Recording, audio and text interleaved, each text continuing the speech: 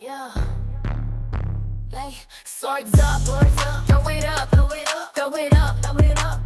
Swords up, throw it up, throw it up, throw it up, throw it up, throw it up. Hey, throw them swords up, throw them swords up. Where you at, where you at? Throw them up, throw them up. Avengers, where you at, where you at? Throw them up, then slice and dice, then slice and dice, then slice, dice, then slice and dice, then slice and dice, then slice, dice. Dani in the house, in the house. Avengers in the house, in the house. Swords up, turn up. Let's get messy, let's get nosy. Let's go. Give him the tea, give him the news, give him the biz, give him the mess.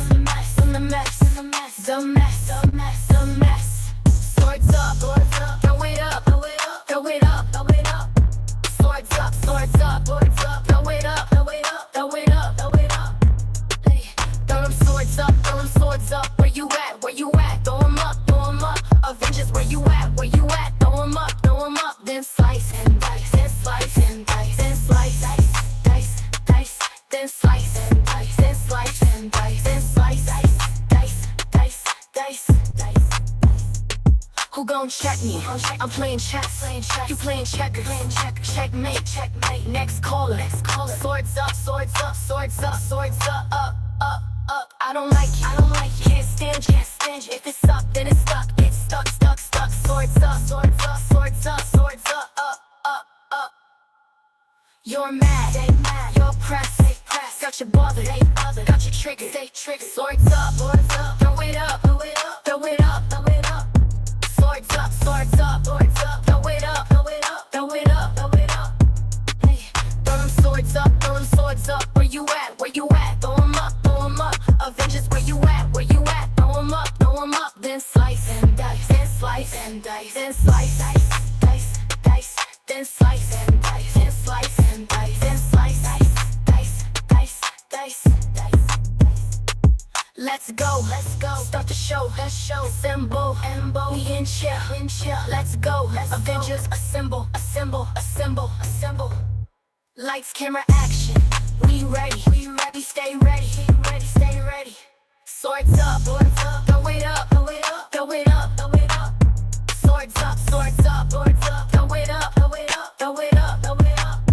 Hey, throw them swords up. Where you at, Throw them up. Avengers, where you at, Throw them up, then slice.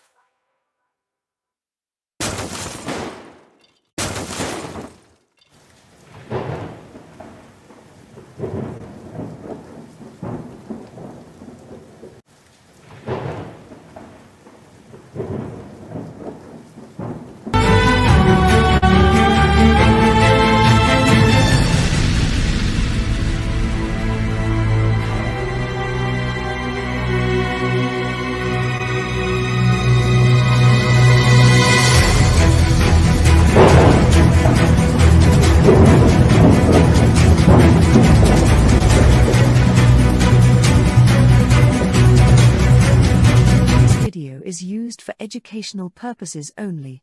Under the Section 107 of the Copyright Act 1976.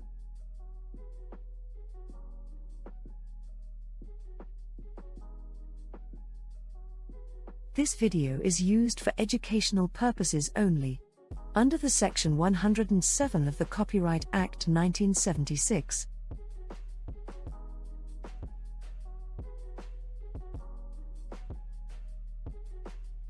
This video is used for educational purposes only. Under the Section 107 of the Copyright Act 1976.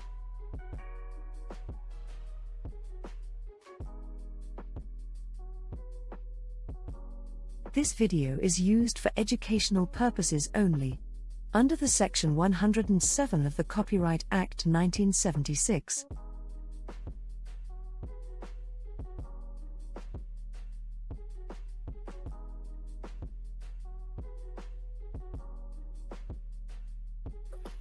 Hey everybody, I am back. Make sure you smash that like button on your way in here.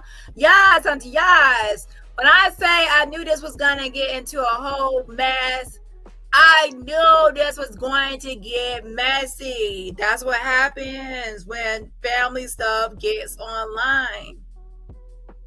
Again, this is what happens when family starts to, come online to clear up issues. Yeah, I mean, people are going to want to tell their side of the story, and I get it. One person tells their side of the story, another person tells their side of the story, and then another person wants to tell their side of the story because everybody wants to make sure the truth is out there. Well, the truth, according to their perspective, their perception of the truth. And that's why I have always told everybody, always be team nobody. And team nobody does not mean you lack compassion or you lack empathy. It means that you are going to be fair and you're going to be unbiased and you're going to be objective. That would give you the best viewpoint and the best seats in the house because, yes, team neutrality. So you're going to be neutral. And that way you can clearly see everything that's happening without being blinded. See, some creators are already choosing sides. They have already chosen sides of who they're choosing, this side or that side. And once you choose a side, you are now going to have biased content. And people will be able to fool you or get over on you. And you really won't call out certain people's behavior because you're on their team. That's why if you come to my channel to understand, no matter team truth, no matter what conversation or what the topic is, my team is always going to be team nobody. Okay. Everybody involved in the mess can be spoke on and critiqued. Okay. And that leaves my channel open as long as you're respectful to. I have people on my channel at different times that are different people. They actually have a team and they have chosen a team or chosen a side. However, they still come to my channel because they like my approach and they know that I'm going to be fair across the board and speak on everybody that involved equally. Even if I don't like someone, like what I mean, like for her, I use Jag as an example because everybody knows that's who I beef with the most on here. Even though I don't like her, I'm not going to make up a lie on her or tell a lie on her. So people know that even if I don't like somebody, I'm not going to lie on that person just to get at them. So that's why they also respect my channel. So that way they can only come to me for receipts. Even if it's against the enemy, they know I'm not going to lie on the enemy. They can still come to me for the truth or the receipts on that. And of course, there are some times where it's speculation. And if it's speculation, I will tell you it's speculation. I will say, this is my opinion. And then I also would say, what do you think? And it depends on what you think about this. I'm going to put up a poll. And that's in regards to the whole Shelly Carter. Now, listening to the official King Payne's channel that we left earlier to go watch, her speaking on Shelly Carter is one thing I was highly focused on.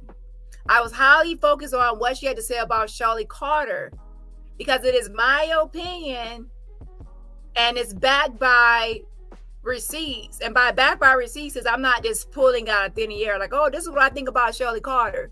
If you watch part 1 of my video, you know why I feel the way I feel about Shelly Carter. We're not even finished with all her commentary and all her getting into the mind of Shelly Carter. But when I tell you what author part 1 video on Shelly Carter, I have to do something with Shelly Carter. I might have to report her and I have to figure out how I'm going to word this or how to phrase or how to put it. But I definitely believe that she is a problematic person and there's a lot going on with Shelly Carter. But I want to look into a little more stuff and get into a little bit more on that commentary as far as her mindset and her brain, because I don't want to jump the gun and just jump to a certain conclusion. But I will say author part 1 and hearing Shelly Carter, I do believe that she's at a root of something. She's at the root of something. And once I actually figure out what Tori's part in it is, Allie Carter's part in it, and how much responsibility she has in it, that's when I will make a move. That's when I will make a move. But I will say right now, what I'm getting is like a Gypsy Rose, early stage grooming, possessive, controlling, mind control, brainwashing situation, and not just with Tori Allie Carter, but with other people that she has recruited into her 90s Nations cult, and she leads the church services. Okay. And so this is her thing, not just for Tori, but to get a lot of people out there under her grasp and spell and control as her 90s Nation Allie's Army cult. So anyways, let's get into the interview. And then, there's a lot, y'all. When I say there's a lot of material and a lot of stuff to cover, it is. Now I know a lot of y'all like Jag, y'all like the beef and the back and forth between me and Jag and all that, but every now and then I do switch topics and I ignore that Dusty girl, okay? Most likely she'll probably still be going from platform to platform saying my name, even though I switch topics, okay? But yeah, so anyways, let's get to it and I'll give my opinion on what's happening. Now I will say this right here. As for the mother, as for the mom, I do recall, because I know, now trust me, I know there's a lot of people out there that are team mom, and a lot of people out there are team Allie Carter, and a lot of people are team Shelly and Allie Carter, team Shelly. All right, you have picked the team. So as soon as I say the mom, some of y'all like, oh, I'm gonna get you. Well, you're just gonna have to get me. You're just gonna have to get me. Because I'm always going to speak my mind. And I'm going to say, who gonna check me? Boo. Okay? It's my channel. So as for the mom, I recall and I remember, correct me if I'm wrong, but the mother stated that she only had issues with Tori. And that all her other kids were doing well. And all her other kids was pretty much no issues. Or it was all gravy and it was sweet.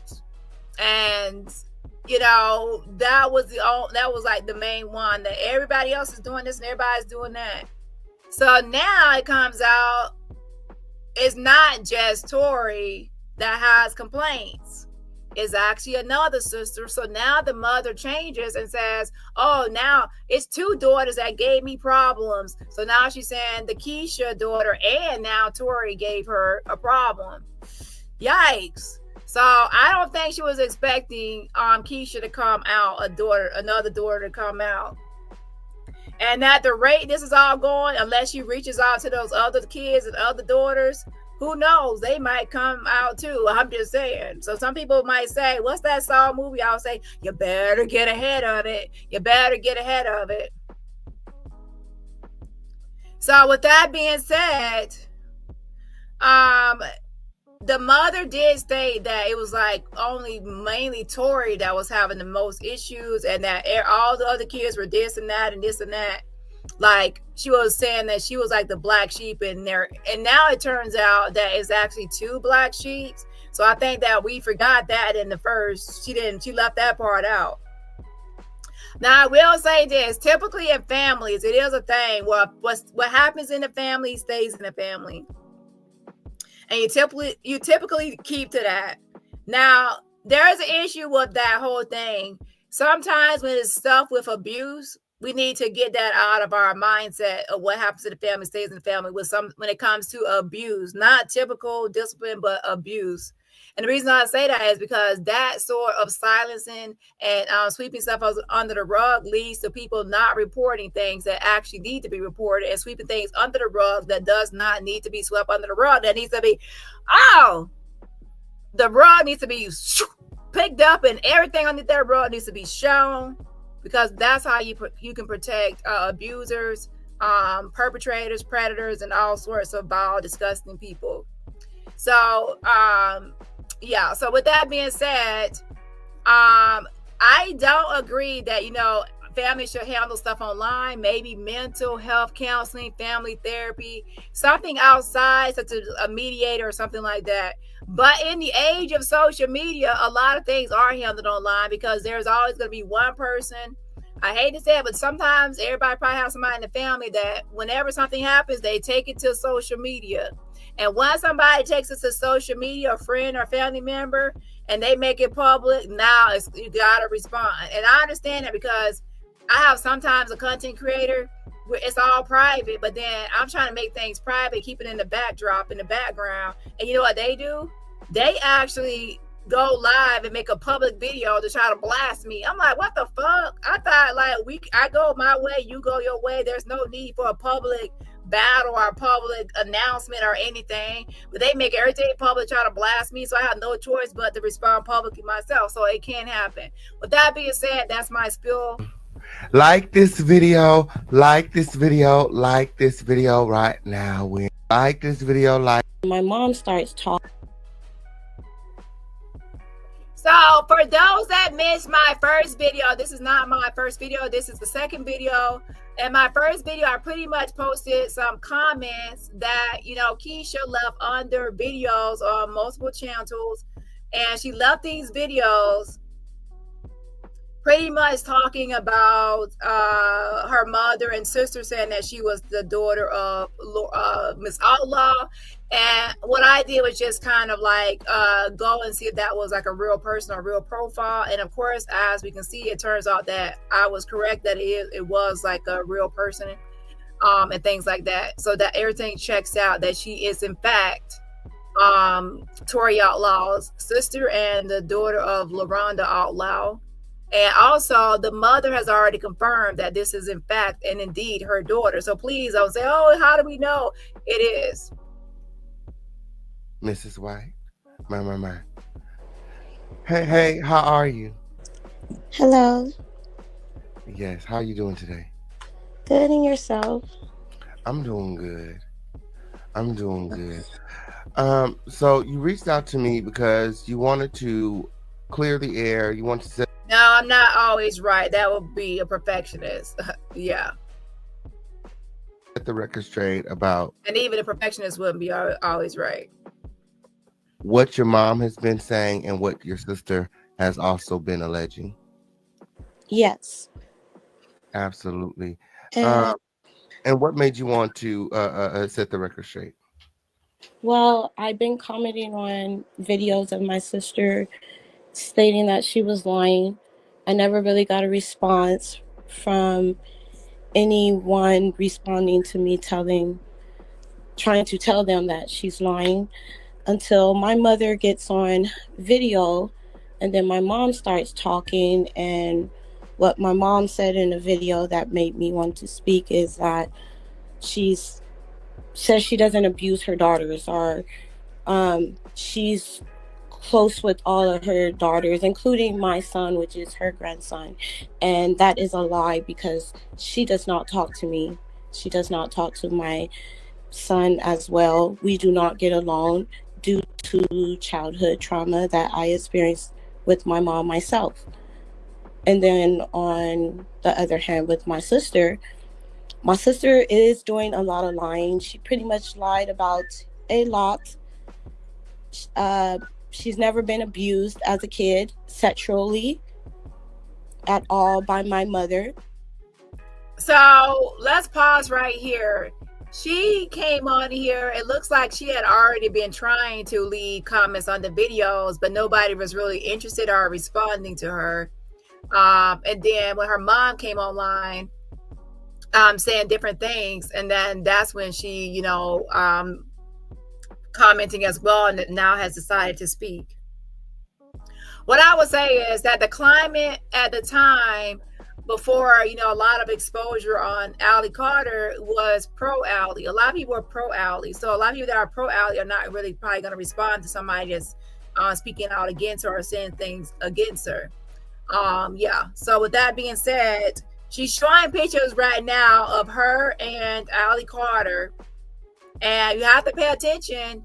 This again disrupts and dismantles, and completely, debunks a lot of stuff that Tori says that happened to her at a certain age. Because at certain ages, she's supposed to be in Russia. She's supposed to be on Diddy table, party favors.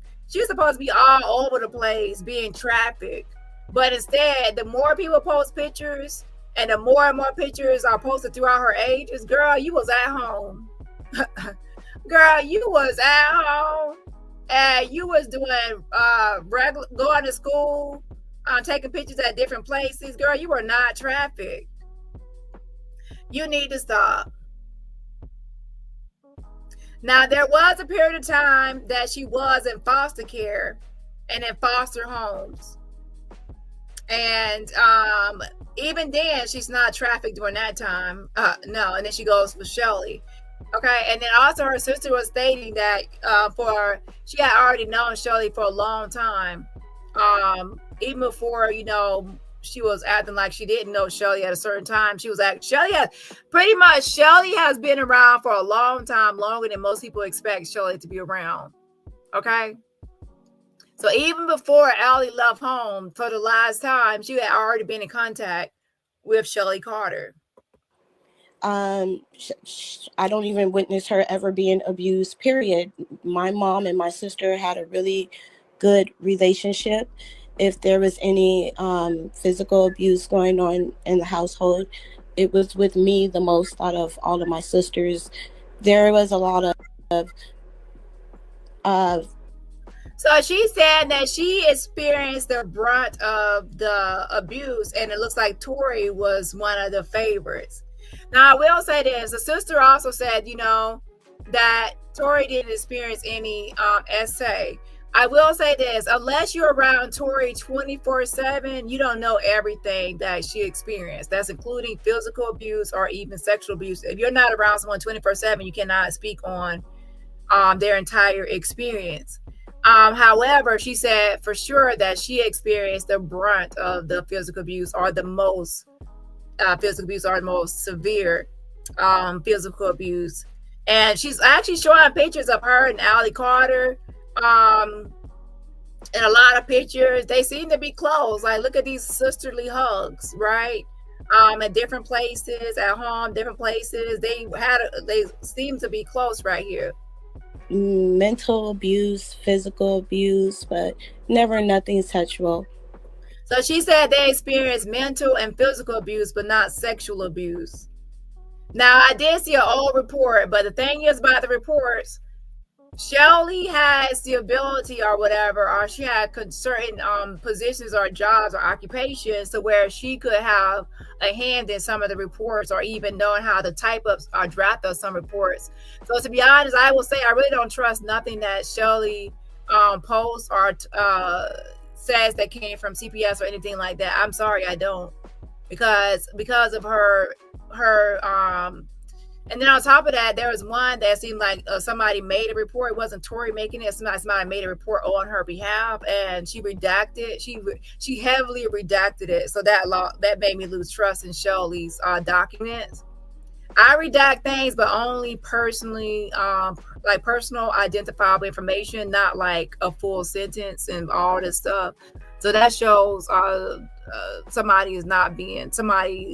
it shows deception. Absolutely.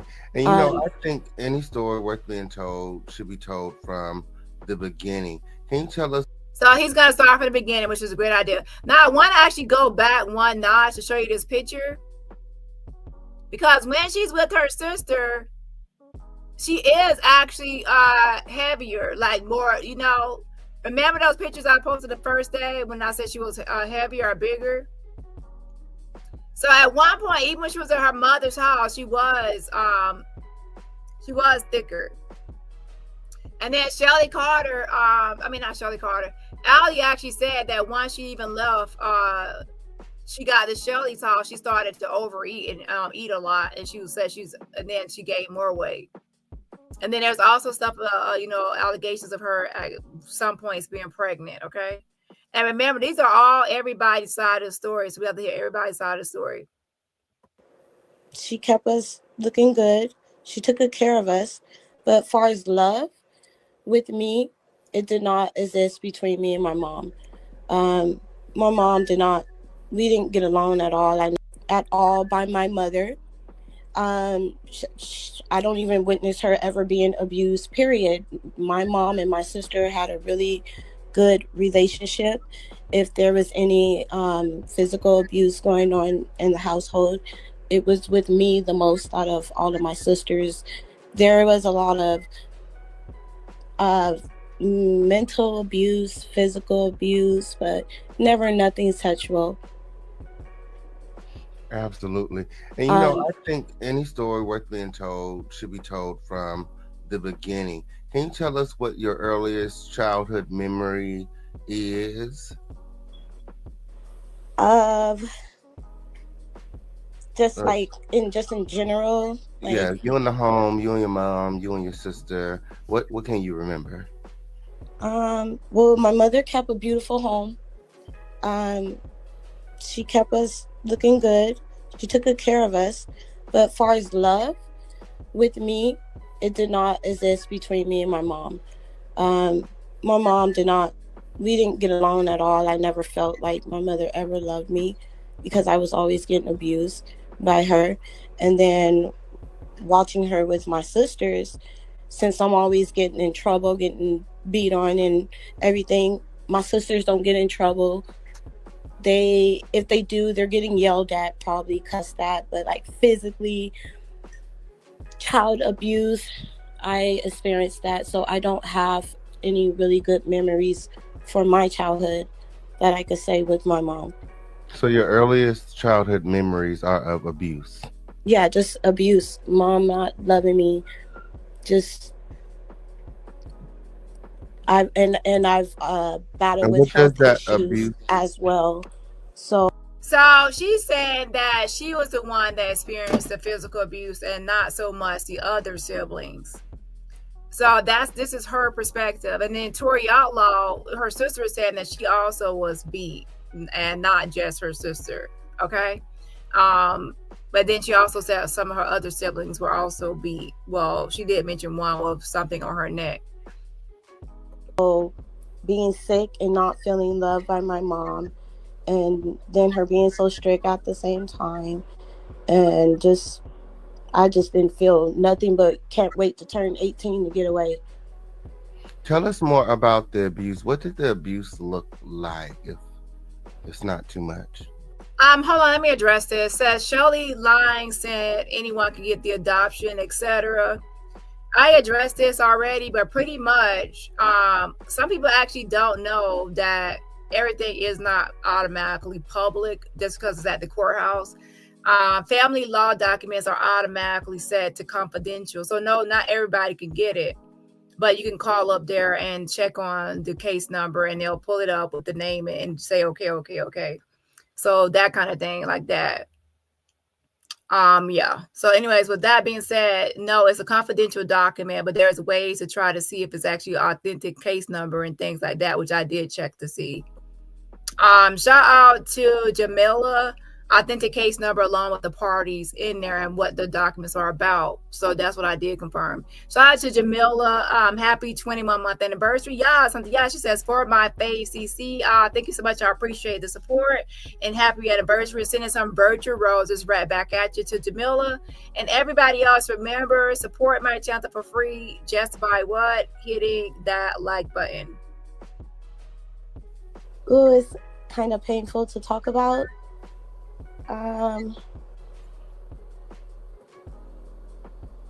Well, one of the things that my sister described in her recording that I will speak about, she talked about my mom.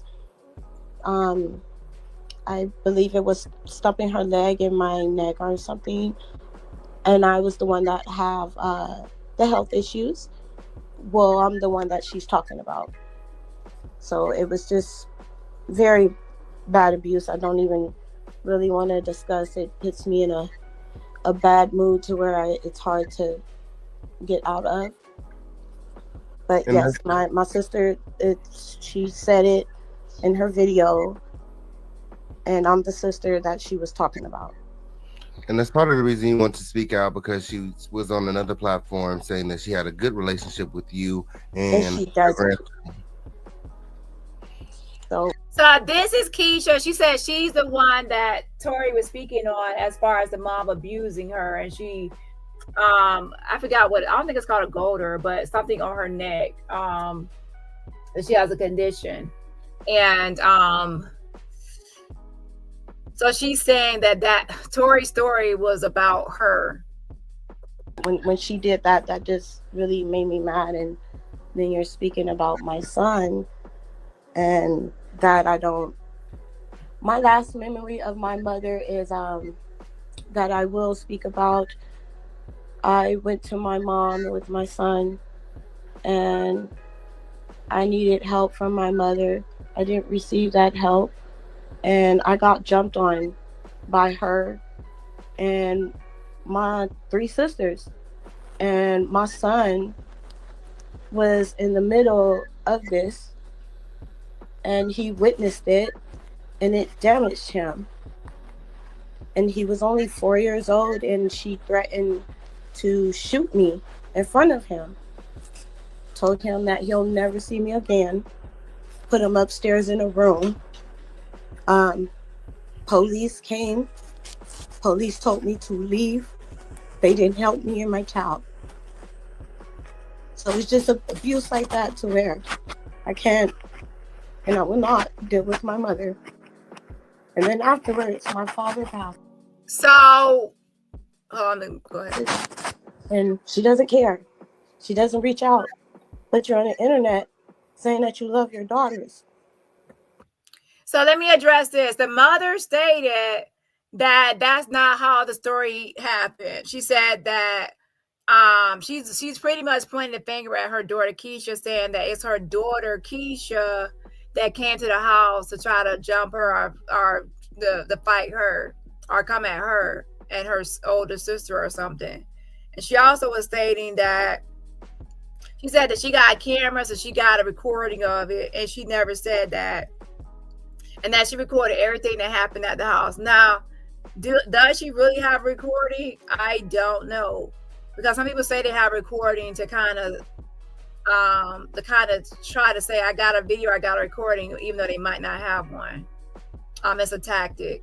And then now, I guess there might be a police report because the police came out. So with that being said, that's the mom's side. She's saying that that's not how it happened. And that she says that Tori and Keisha are both problems. They both cause a lot of problems around the same time. So she said that she's pretty much said that both people are problem kids. Now, here's my issue with that. Now, let me go on the other side. Her saying that both are problematic was not the story she was saying the other day. The other day, as I recall, she was only acting like Tori was the problem and that all her other kids were situated and doing good and everything was fine and hunky-dory with all the other kids, but it was just Tori was the black sheep of the problem and all the disruptive bad kid. But now it seems like, okay, now another kid comes out and now you're saying that, oh, now you have 2 daughters that are liars and this and that. So that story now has changed. So I will call that. Now, so with the whole story about what happened when they went to the house, the mom says that she has scratches on her arm and injuries on her, like bruises or things. So, child, y'all over there are literally fighting, child. The mom and the sisters, and I guess the sisters and fighting. Lord have mercy. And then they got the grandson there, I guess it was 4 years old. That's a mess. That's why I said this is meaning that y'all need some sort of mental health counseling or family therapy for any reunification or anything. This is a mess. Yeah. So anyways, that's why I always say everything is not what it seems. Okay. It's not. Can you do it? Okay, well, and then the mother also addressed the thing about her father dying, and she said when her father died, her mama didn't care. Her mother addressed that, but pretty much stating that she said she pretty much did kind of ignore her, and because of what I will have to go over there another day because I don't want to misquote her. but something along the lines that she pretty much did ignore her daughter when her father died because of certain situations or circumstances. But I can address that another day when I actually have the recording, okay? But I will say that mother has saw this already and responded. Anything for your daughters and whatever, and that's not true. Do you believe that she's really looking for Allie? She probably is, because she wants her to stop talking. But I don't know. I don't believe that she loves her and cares for her. She's extremely angry at her. So I don't believe that if she does get her back, that she will love her or anything, because she's extremely angry. She's just going to probably snap at her. And that's one reason why Tori will not come out and be like, I want to go back home with my mom. So this is what I think too. That's what I was saying the other day, if y'all remember. That I don't think she really wants reunification. I think that the main thing she wants is to stop Tori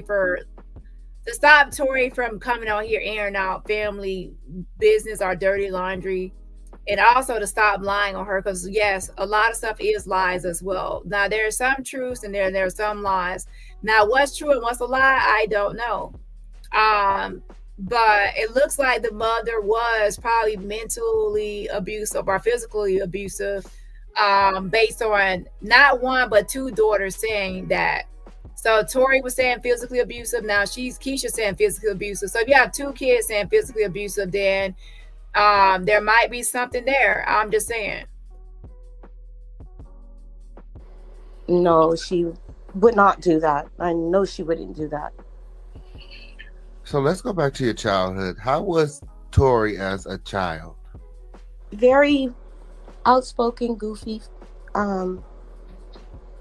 sweet and loving. She's not the same like the way she was that I remember. She's totally different, and that's because she's been up under Shelly's care. She's not that same real loving sister she was. So let me pause right there. She says that now that she is under Shelly's care, she's a different sister. Now, if you look at those other pictures, they were actually close. And I say close, their hugs were genuine hugs. It was smiles. It was in different locations and places. They definitely were like, it looks like they were close. And then she says now because of Shelly, now they're not close. Here's the thing.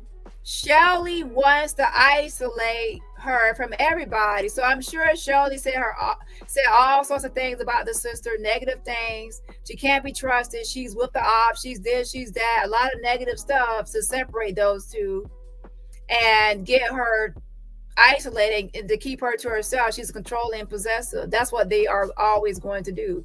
And remember from part one, Shelly didn't even like that. She didn't like the fact that Tori was actually giving compliments and singing the praises to her elementary teacher.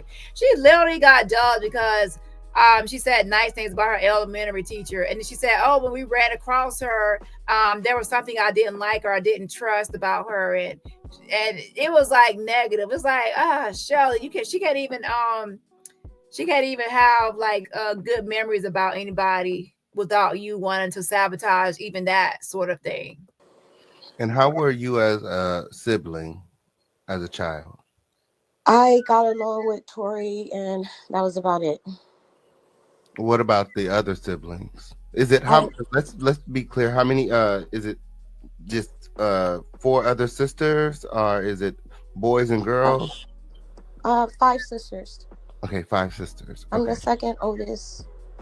I didn't get along with my oldest sister. I got along with Tori. I didn't get along with my other little sister or my twin sisters. Like my twin sisters, they were babies, so I got along with them, of course. But the other 2, no. And why was there so much discourse within the household? I don't know. My mom has problems of her own that she I don't know, it's like just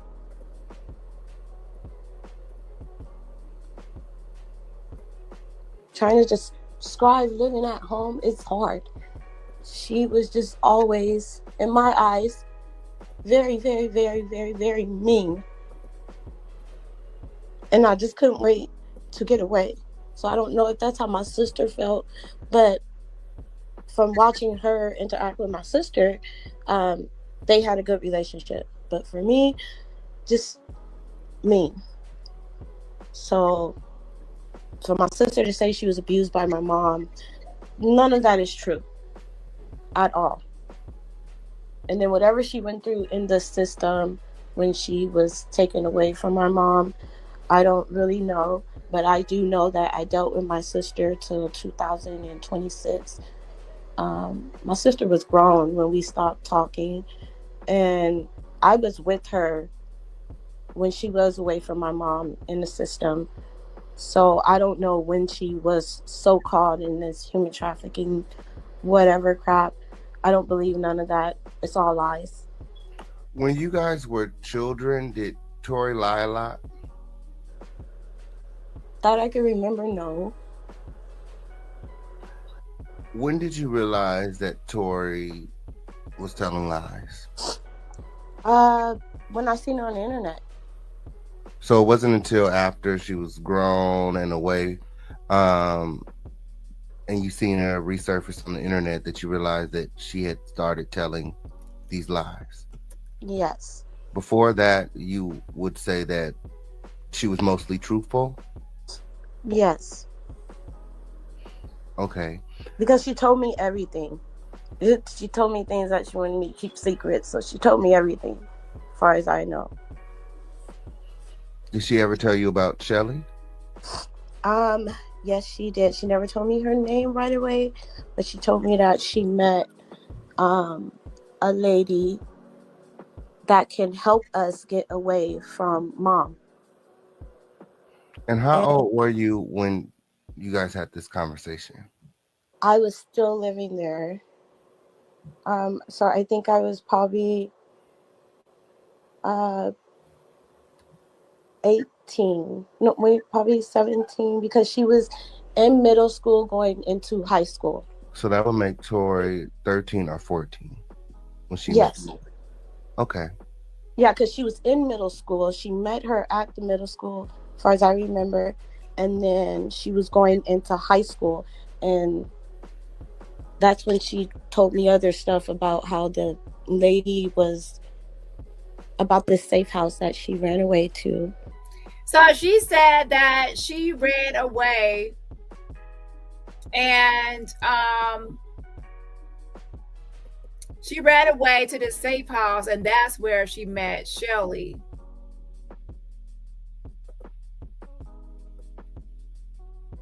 Now, I remember one document I saw talking about the safe house.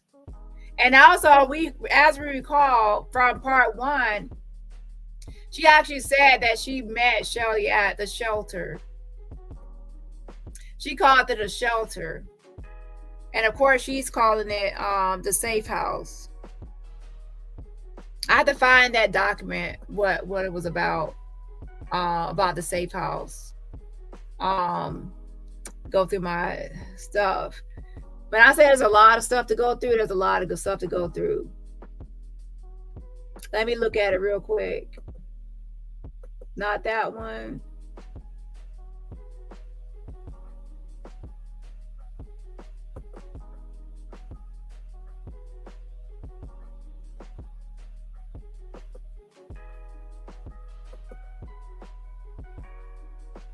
I'll have to find it another day because I'm live right now, but there was a document that talked about this safe house.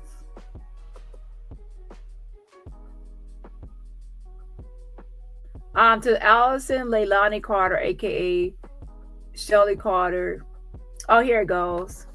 Multiple reports to CPS were made regarding safety and well-being of Tori Outlaw. She resided at the safe house twice. CPS removal of Tori Outlaw was September 3rd, 2009. So she was at that safe house, And they are saying right now, of course, that Shelly was working at that safe house shelter, and CPS removed her from her mother's house on September 3rd, 2009. And September 3rd, 2009, Allie Carter was 15 years old. And then later, she wouldn't turn 16 until the following February 15th, 1994, around that time.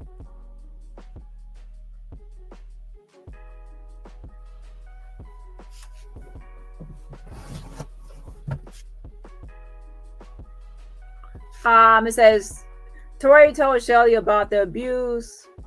Shelly called the agency and complained.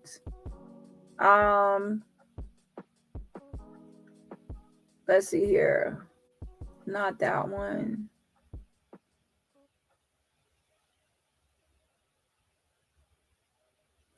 Oh my gosh, y'all. It looks like every time she was at a foster home, it looks like she was calling Shelly and telling Shelly, and then Shelly would file a report.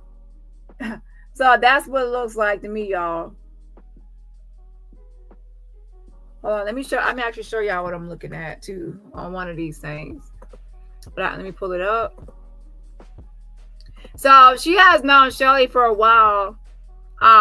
So I do see that now. So she was going on 15. Okay, well, she was 15 going on 16. What it's showing, but she most likely probably knew her a little bit before then too, because she said at the safe house. September 2009 is when she actually was removed from her mother's home. But before she was removed, she was already going to that safe house. So I can see what she means now, that most likely, it's not like a time frame here, but she was already at that safe house, running away to that safe house, and then eventually she was able to get away from her mom's house or leave her mom's house, and finally when she was 15. And this lady was at the safe house as well, and she told her that she could help her. Do you think Shelly told her about the safe house? I think so, because I don't know how my sister found out about any safe house. Was Shelly working at the school? She probably was, because she was a social worker. So she probably worked in conjunction with the school and the... So at a safe house as a social worker. So here's my thing about social worker. The safe house and there as a social worker, possibly, yeah. So they said the safe house as a social worker. It's not saying that she was with like the Department of Children and Families as a social worker or CPS as a social worker. It says that it looks like she was working at a safe house, and at that safe house, she was a social worker within that business, within that entity, not for the city or the state, but for that business, that safe house. So if she were her social worker, like for the state or the government, nobody would need to, she wouldn't really need to call anybody, report anything. She would just call her social worker, her assigned social worker. But it looks like she would tell Shelly certain things because she worked at the safe house. And then from there, Shelly at the safe house would then report it to certain organizations. So let me actually show y'all this document real quick. Now, that's what I'm getting from it. Okay, that's where I'm getting from this whole thing. Because if she was her assigned social worker, like from the state or government, from like being at one point she was not in foster care yet. Remember, she was not in foster care. So you're not going to get a social worker from the state or government until you're in foster care or you're removed from your home. Then you'll be assigned one. So at the safe house, when she was already going to the safe house, she had not been removed from her mom's house yet to be assigned a social worker from the state as a foster child. So that means that at that time, Shelly was just a social worker within the business, not her social worker in foster care. She was not in foster care initially. So yeah, hold on.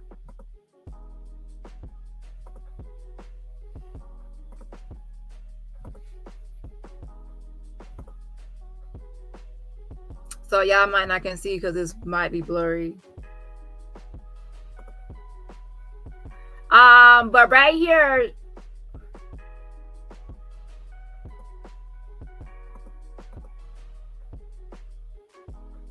this is them emailing people about Tory Outlaw. Okay, Shelly Carter emailing.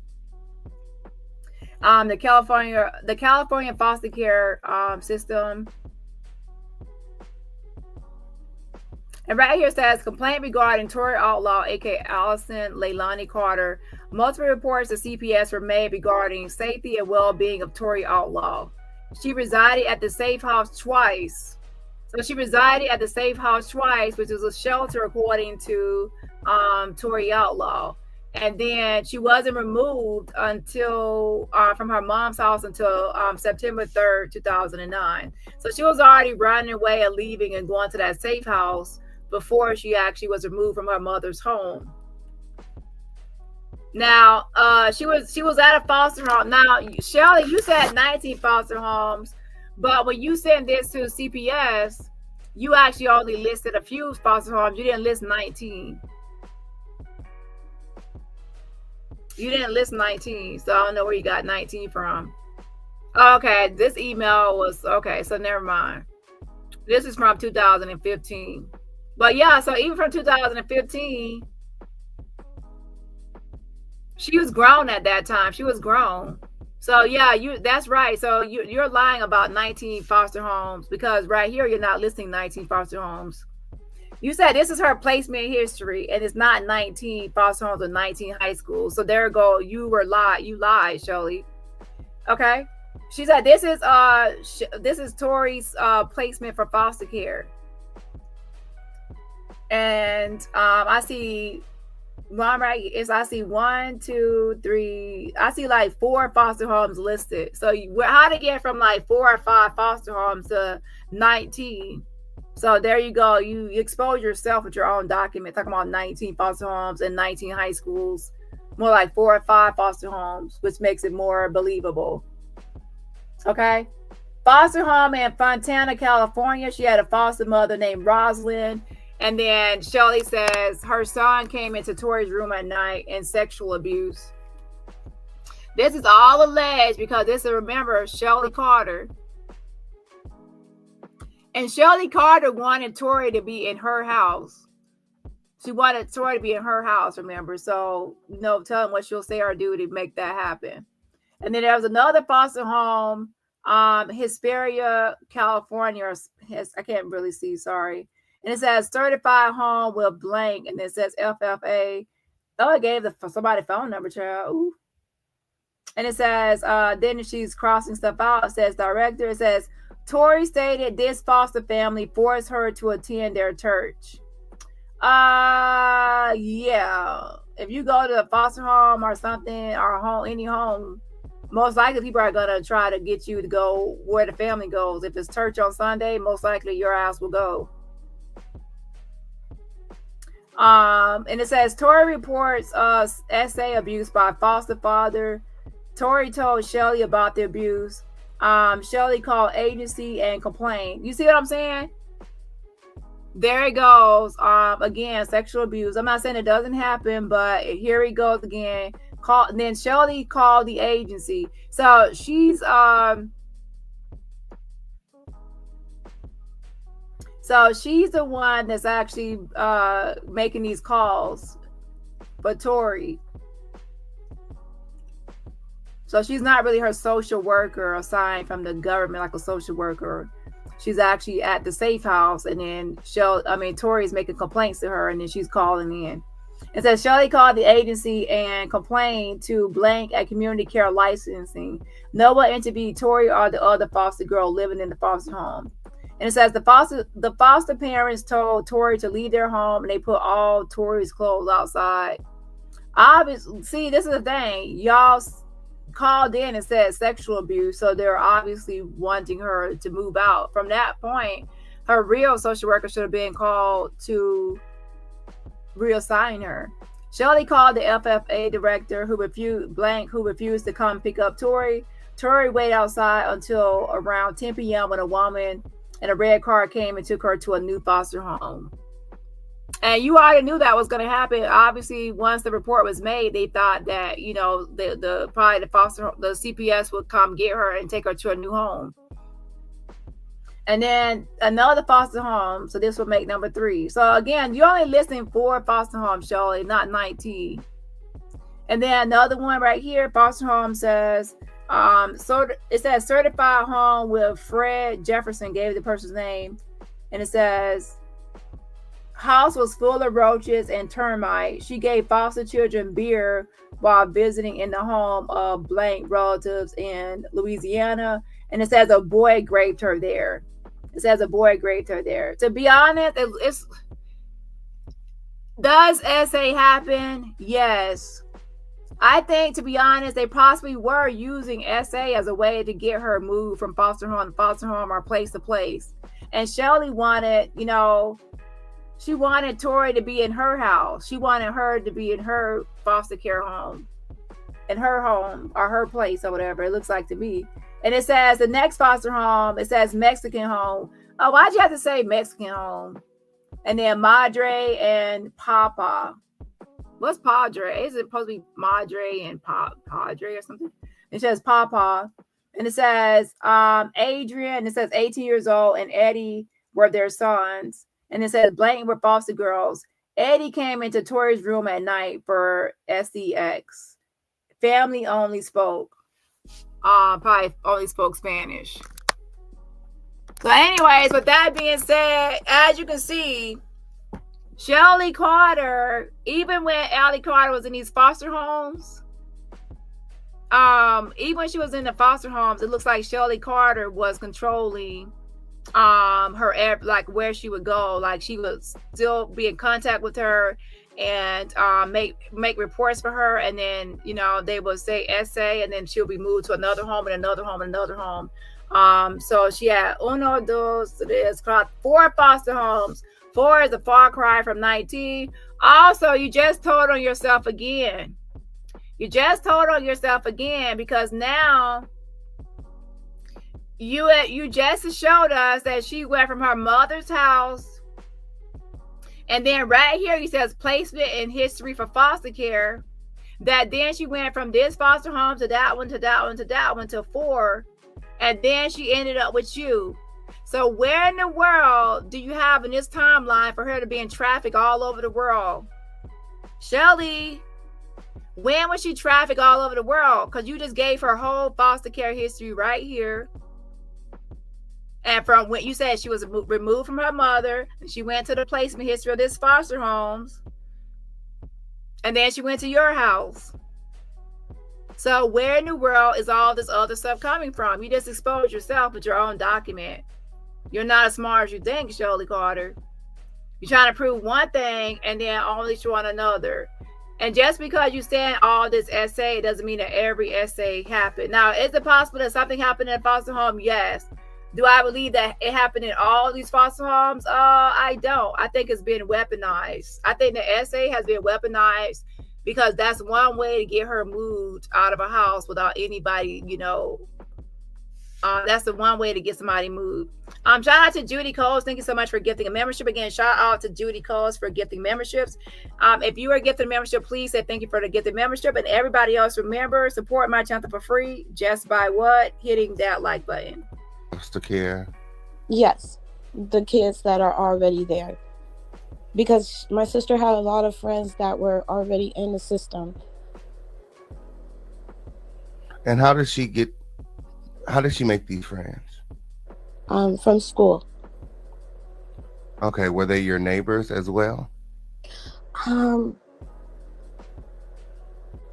So there was this house in back of where we used to stay, and it was a foster home. And I remember my sister telling me that Shelly goes to that home a lot. So if she ever needed to talk to her, she'd go to the window and do that. And the first time I ever witnessed my sister going to the window was one time when my mom was fussing at her, yelling at her and whatever. And my sister was just standing at the window. I think she was yelling and cursing, but I felt like that was her way of trying to get some help from the house that she told me about that was across the way. But And Shelly then, was there, so she was really trying to get Shelly to come and help. yeah, or someone. I know she was calling for some type of help because she told me about the house in the back. And this was like before I left. Because I my birthday was coming up, and I left like around I left either right after my birthday or on my birthday. I left, and then she leaves after me. But I remember her telling me that I got some help, just waiting to take me with you, because she had help from someone that was from this lady that she told me about. And then when she did go into the system, she would ride around in this black truck that she told me that was a boyfriend of hers. And come to find out, when I finally went to Shelly's house, that same truck that she was riding around in was parked in Shelly's driveway. So it's Boom. like you've just been with Shelly the whole time. Shelly, the boyfriend. Yeah. So she just been with her this whole time. Like, I feel like even when she did run away from home, she was meeting with Shelly. My. So Shelly got a hold of Ali or Tori through the school system and encouraged her to run away to this safe house. Correct. And you believe that. Okay, so let's get into it. So on the phone, you were telling me that Ali she tried to get away from home, but all of her attempts were.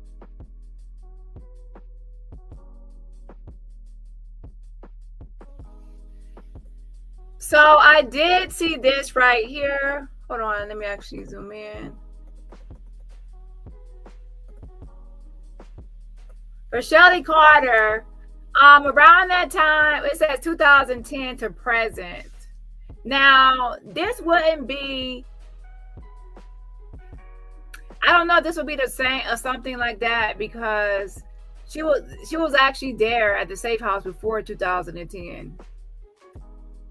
So it's possible she left one and then went to another. Because I remember Tori's mom, Ali Carter's mom, said that she had got Shelly fired or something. They had let her go due to something. So that's possible that happened around 2009. And then she had to get a new job in 2010. But the point is, right here, you can see agency social worker. So if she works for an agency as a social worker, she's not working for the government or the state. You know, as a social worker, she's actually working for, she'll go to a place, it's like a safe house or some sort of shelter, and then she'll be like the in-house, like social worker, like within that agency, which will be different. So from 2010 to a certain point, I don't know when she updated this, but she was actually an agency social worker at Tender Love and Care, FFA. So she had got another job. And somebody like her in these types of positions is not good, because she's predatorial. She's going to use this position to poach or to come after kids or figure out who she could probably want as a foster kid. I don't know her agenda or her goal. But there is a place called Tender Love and Care, FFA, in Moreno Valley.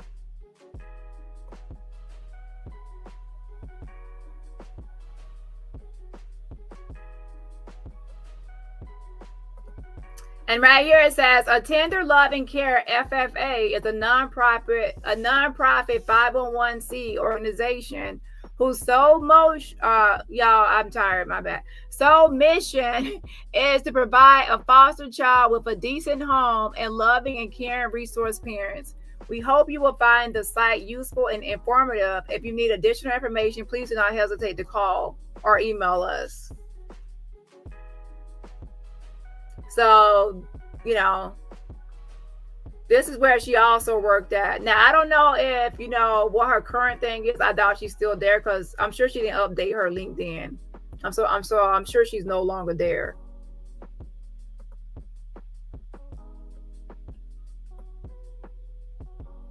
As a foster family agency in Moreno Valley, California, Tender Love and Care's mission is to meet the needs of foster children. And it says through collaborative team efforts of our foster family agency staff, county social workers, and resource families, the foster children placed with us may have social, emotional, behavioral, medical, and educational needs. We extend every effort to ensure that they receive quality care and service by recruiting, screening, and training our staff and prospective resource families who are committed to our service mission. Our intake department ensures that awareness of each foster child's culture and ethnicity needs are met when seeking a resource family to care for them. A program that helps children from 0 to 21 who are adjudicated as dependent of the court. So yeah, that's where once she left the previous job at the other safe house, she started working for this place. Now I need to try to figure out where the exact one was before I'll try to figure it out. Okay. Where she possibly met her. It just says safe house. It doesn't give the exact name. So Shelly got a hold of Ali or Tori through the school system and encouraged her to run away to this safe house. Correct. And you believe that. Okay, so let's get into it. So on the phone, you were telling me that Ali she tried to get away from home, but all of her attempts were unsuccessful. Like she would run away and they would bring her back. She would go to the safe house and ultimately they would bring her back. Mm-hmm. And you believe that Shelly encouraged her to tell better lies so that she can ultimately stay free. Yeah. She had to tell something good to keep her away. So, which is probably the reason why she told a lie on her father, because that is not true neither. Absolutely. So tell us more about the lie that she told on her father, because your mom says that was the final straw for her. After she told that lie, she would call CPS and ask them to come and take Ali away. So what I'm thinking is that's possibly true, because I'm seeing a history here, and not just in the past, but this whole foster care, up and down foster care, about everything that was alleged. I'm seeing a pattern here, because even now at the age of 30, Shelly Carter is still lying on people, accusing them of SA and weaponizing SA against a number of celebrities, including some women, female celebrities as well. So since she is a type of person that will weaponize SA, just like Jag. So this is a dangerous type of person that will use SA as the ultimate form of smearing somebody's name, and she won't care because she has done it before. So with that being said, the sister right here is saying the same thing as the mother, that the father is innocent, that he did not do that to Ali, that it was made up as a simple way to get her out of the house. Now, I actually did kind of mention that or touch on that before myself, because they kept on mentioning that she was raped and it was in this document or that document, or it was tapes in the back of the mom's closet of her being raped. But when they posted the document did not say tapes of in the closet of rape. It said tapes in the closet of her being beaten and beatings. So what I'm noticing is a pattern here is that people are mentioning beatings. The sister right here, Keisha, is mentioning beatings. And then Tori mentioned beatings in some of those documents. That's what I'm showing. So based on that, I will say that two people saying beatings, it looks like that's what it is. It's physical abuse, and then also looks like she's also said mental abuse. Now, what type of mental abuse? People can say, I will say I have witnessed online some verbal abuse, and verbal abuse is like waste of life and certain things like that. where even if said out of frustration or anger, it doesn't mean that it's not abusive. Just because, oh, I was angry when I said it. Angry, frustration, and venting can still be abusive towards somebody, especially what you say. So you have to watch what you say. Okay, that's why people say be mindful of what you say, because you might be angry at the time, but still, if you say it, the other person's perspective and perception is that now that is abuse. Okay. Shout out to Shaban, says I'm in my work bushes and will definitely catch this live on my way home in the AM. DaniRobertson, queen of content and receipts. Yes, something. Yes. I appreciate the fan funding, and everybody else remember. Oh, wait, let me give a shout out. Shout out to Liv Moore, says for appreciate the effort you put into your content. Thank you so much. I appreciate it. Again, shout out to Liv Moore. I appreciate the cash app. And also, give me another second here. Shout out to Bisto. My look says, for this keeps getting worse. Thank you. I'm here for it. Yeah, it keeps getting worse. And I do think that more people will come out unless they put a pin in this. I think that more people in the family might come out to give their side or their perspective on this. I'm just saying. I don't remember much, but I think my mom is the one that told me about it. And I automatically knew that was a lie because of how strict my mom is. She's not letting us go nowhere. And when my sister interacted with her dad, they went out and about on outings, like SeaWorld or something, movie, skating ring. They went out and about. She would never go to his house. And then as far as him picking her up from the school or whatever, how she said it happened, I don't believe none of that, because my mom also did say that her dad wasn't even in the state, like he wasn't even around to even begin with. So I think that was just my sister's way of trying to tell something to keep her out of my mom's house. Now I will say this: you don't have to actually go. SA can happen at anywhere. It doesn't have to be at a certain place or unless somebody actually specified. I do want to address something that the mother said, since we're at this point. She mentioned something about how she lives in a certain house, or how her house is and how it looks and how good they had it as far as the living conditions. So how could there's no abuse happening in her house because of how her house is and how she's living. You can be the most uppity, richest couple in the world, richest people in the world, richest parents or family in the world, and there still could be abuse happening in the home. Okay. Yeah. So that's not like a thing like, oh, I wouldn't abuse my kids because look at my house. Another thing she said that she was dainty. She said something about I'm dainty, so what I look like doing that? Ma'am. Apparently y'all all are doing something over there because y'all all got into a whole brawl, like at a bar fight. It looks like stuff is happening over there. Okay. So with that being said, somebody's house. I look around my house. Look like I abuse.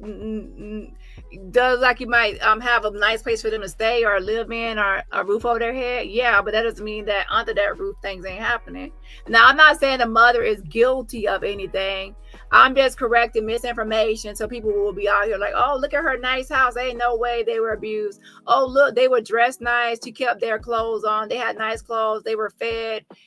They're not been abused. No, people can still be fed, even dressed nicely, live in a nice house, and still suffer from abuse. So I'm correcting misinformation. I'm just correcting misinformation now. Okay, I'm not saying that she, I'm just listening to everybody's side. And with that being said, do I believe that her father essayed her? I don't know, because I was not there. I cannot say what happened to her and what did not happen to her. However, I will say that she has a history of lying about essay and weaponizing essay. So with that being said, take it for how I just said it. Okay. Since she has a history of crying wolf when a wolf ain't there, now people are going to question what really happened to her and if it is a true story or not. And just like the sister said, it could be that all the other stuff she was saying about my mom beat me and my mom did that, it didn't work. But what will work to get her out of her mom's home and then to the foster home, to the foster home, to the foster home, the next foster home, until she finally is at Shelly's house. What will work is making up essay stories.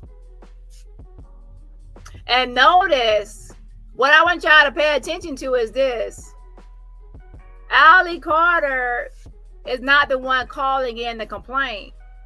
The document said that Shelly Carter is the one that would call in or report the complaint, which I figured was happening. Shelly Carter reporting this stuff to the authorities. Did y'all see that? Did y'all see the document? Shelly said that she placed the call. It was twice. Let me go back to it. Where is it?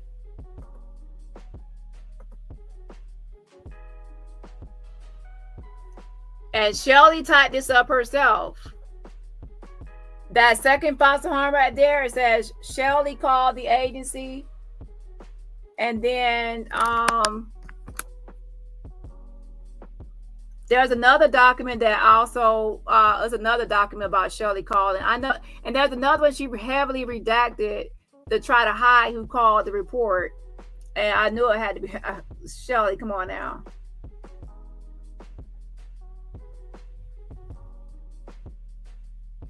Okay, well, I see Tori says Shelly called the agency right there. I thought I saw another one. Oh, right here. And then right here at the very, in that same bulk, right there, it says the foster parents told Tori to leave. She called Shelly called again. And there's another document, I believe, that Shelly called again, but she redacted her name. But it says somebody called on Tori's behalf. How would she get the report if she's not the one that called on Tori's behalf? Okay, so I believe that she's the one that called on Tori on that one too. Okay. Lies. Your mom didn't allow you guys to stay at your father's home? The strictness. My mom was strict. We didn't go nowhere. We didn't do nothing. Just very, very, very extremely sick. Strict, and it's crazy. Does she have any mental diagnoses? My mother, not that I know of, but I know that my mom has childhood trauma as well. Was she ever a member of the Black Panther Party? No. Okay, we're just clearing that up. There were people making accusations. So Ali would be removed from the home. She said that CPS would come and all four of your sisters will be removed. And you weren't a part of that group, correct? No, I was grown already. Did your mom tell you about that? Yes, my mom called me. That's how I found out my sisters were going into the system, because my mom called me telling me that I got my sisters taken, or they're taking the kids, but she was blaming me for it. And it's not my fault, because when I left, I didn't call CPS to get out. I left at the appropriate age where I'm grown. My sister left. It's her fault, but I still got the blame for it. But that's when I found out that they were leaving, and my sister Tori was already at a behavior hospital in Chino, and I went to go see her there. And then that's when I noticed, like, my sister was doing I seen like all these cutting marks all on her arm, and I was like, what the heck? So it's like I never knew that, like, what happened. So, and Shelly was around her at this time as well, correct? Shelly was there when I Shelly, went to go see her. As far as you can remember, since she was 14, Shelly was always around. Always around. My. Your mom said that when she gave Ali up, she called CPS and told them to come and take her, and then at some point they asked her to if she wanted Ali back, and she said no. Okay, let me actually check something. So yeah, one thing about this whole thing is everybody is noticing an issue with Shelly Carter. Everybody is noticing that when Shelly Carter came around, that Allie Carter was changed and she was different, and that they also felt like they were being pulled away from Allie Carter, or there was division. So there's divisiveness that she has been trying to isolate. Pretty much what they're experiencing is actually isolation. That somebody, a predator, has got a grasp or hold on to their loved one and is separating them from them. Like she's trying to, sever the relationship or end their relationship so she can have complete and ultimate control of her target. And that's why. And the reason that happens because they don't need anybody to meddle or to get the person to wake up or to leave or give good advice, do anything like that. So they need that person all to themselves, complete and utter power and control. And especially when you're doing something nefarious and you're doing something wicked, if you have people around you, they're going to question you, like, why are you doing this and why are you doing that and what's happening here and why are you saying that? There's going to be too many meddling people and people questioning you and interfering, and you need this person all to yourself. You don't need any interference. In fact, if somebody interferes, you might actually start threatening that person and trying to get rid of that person in some sort of way, to make them back off. Or the best thing you can do is get the person to turn on the other person, like get Allie to turn on her sister or mother, by filling her head up with all these things. They're bad, they're with the ops, they're a witch, they're this, they are programming you, they're this, all these crazy ideas. And then now she can't trust the mom and sister anyway. So then now she says, leave me alone, or she blocks the person. It's ways to they just want to break us apart, or they want you to leave me, and then negative things. Keeper, in my opinion, I feel like she gave Tori to Shelly because she knew that Tori was with Shelly. Yeah. My sister was kind of, she was bad. Because I remember getting in trouble so much, and I used to be so mad because I want my mom to whoop her, like she's doing things that are just out of control, but that never happened. They were very close. So, but I do remember my sister like being grown and wanting to have her way, but I also remember her saying that to me personally, I'm not gonna take mom putting her hands on me and beating on me the way she beat on you. So I'm gonna fight her and I'm gonna leave. So right here, she says that she does remember her sister saying that she's not gonna take her mom beating her like she does her. She's gonna put her hands on her or leave or whatever. So with that being said, I will say the sister, you're not around 100% of the time. And since you're not around all the time, you cannot speak for somebody else's experiences. There are sometimes in a household where, the person something happens to somebody else outside when the other person isn't around or something else. So unless you're around someone 24/7, you don't know their whole or entire experience. You don't. So with that being said, she's trying to say that Tori was not really beat, but right there, she also says that Tori said that she's not going to take the beatings. Now that could be that she's already been beaten, she's not going to take it anymore, or she's not going to wait around and wait for the beatings to start.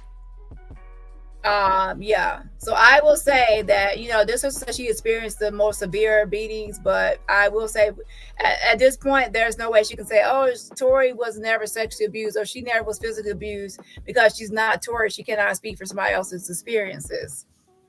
Okay. Yeah, so let me actually give a shout out real quick. Shout out to Siobhan. Thank you so much. Did I already give you a shout out already? I think I did. Yes, I did. A shout out to you. I appreciate the support. Let me get one more shout out while I'm here. And also, please understand what chat you are in, and you're in my chat. I don't know why you left that comment saying, you're in foster care, and I don't know if somebody's trolling me or what. Say you're in foster care, so you wish you knew, and you're white and you were in foster care, and you wish you had white privilege. If you're white, you automatically have white privilege, because yes, being in foster care is a disadvantage, and it is a disadvantage. You have a disadvantage over kids that are not in foster care. However, if you're a Black person and you are in foster care, now you have two disadvantages. You have to deal with racism, and you also have to deal with being a foster kid.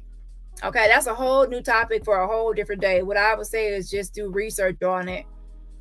When you are white, you do have privilege, because you don't have to deal with certain things as far as systemically as racism goes. You can say, oh, people are racist towards me, people can be prejudiced towards you, but ultimately you will have more privilege as a white foster kid than a Black foster kid, because the black kid will have to deal with racism. Okay. Yeah, there's always gonna be that added thing of racism added to it. Okay. Yeah. Hold on 1 second. And I guarantee you will not switch spots with the Black. You not switch spots. Okay, let's be clear. So let's go ahead and go on with this video. But that's a whole nother video. I would say in a whole different demographic target audience. Right now, you're actually in the Black T sector space. That's why the most of the drama or people involved is that demographic. And that's what she did. And then my other sister was the same way. She wasn't finna take the fighting, so she fought my mom, and she also left. So, and I'm like, I don't know.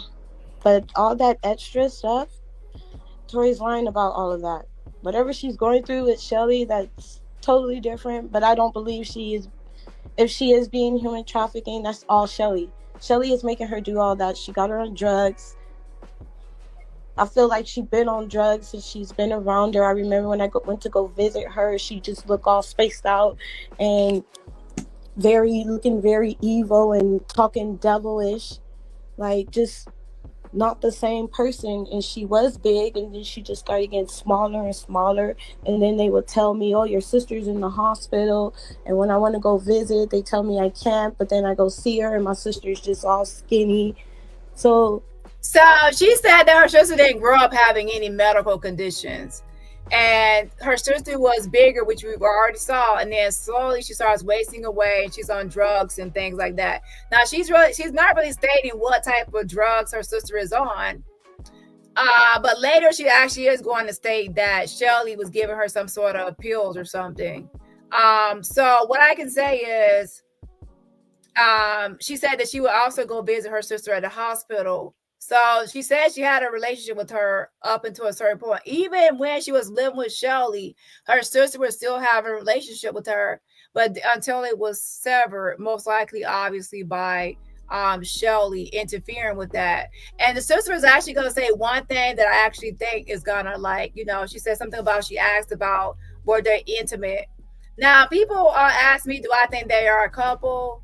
And my answer is no. I do not think that Shelly and Allie are a couple. However, I think that Shelly wants it to be that way.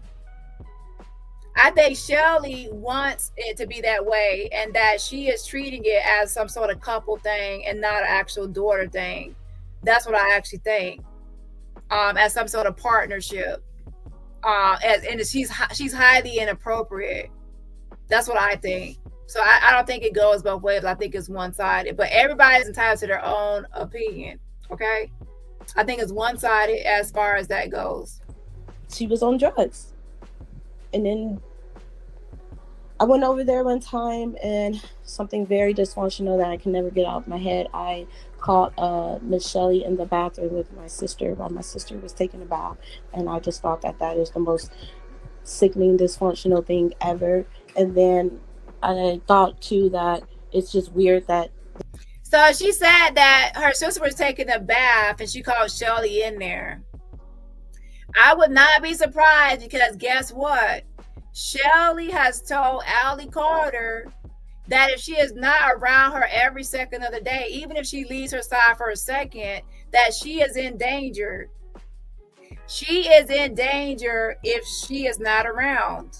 So that means, think about it. She said when she goes to the public restroom and she's in a stall and she's using a restroom, that Allie has to go into the stall next to her and lock it up until she gets out of hers. So that tells me all I need to know. Every second of the day, no matter what she's doing, most likely Shelly is standing there, a standing guard. And when I say it's creepy, it's creepy. And that's another way to be perverted, to be honest, if the way the sister is saying it, because now that gives you an excuse to be in the bathroom and around her all the time, no matter what she's doing. I'm just saying. This woman kisses my sister on her lips. I thought that was weird. So when I want to speak on it, then they... So now that takes another thing. She said she saw her kiss her on her lips. Now, yeah. Very inappropriate. Very inappropriate.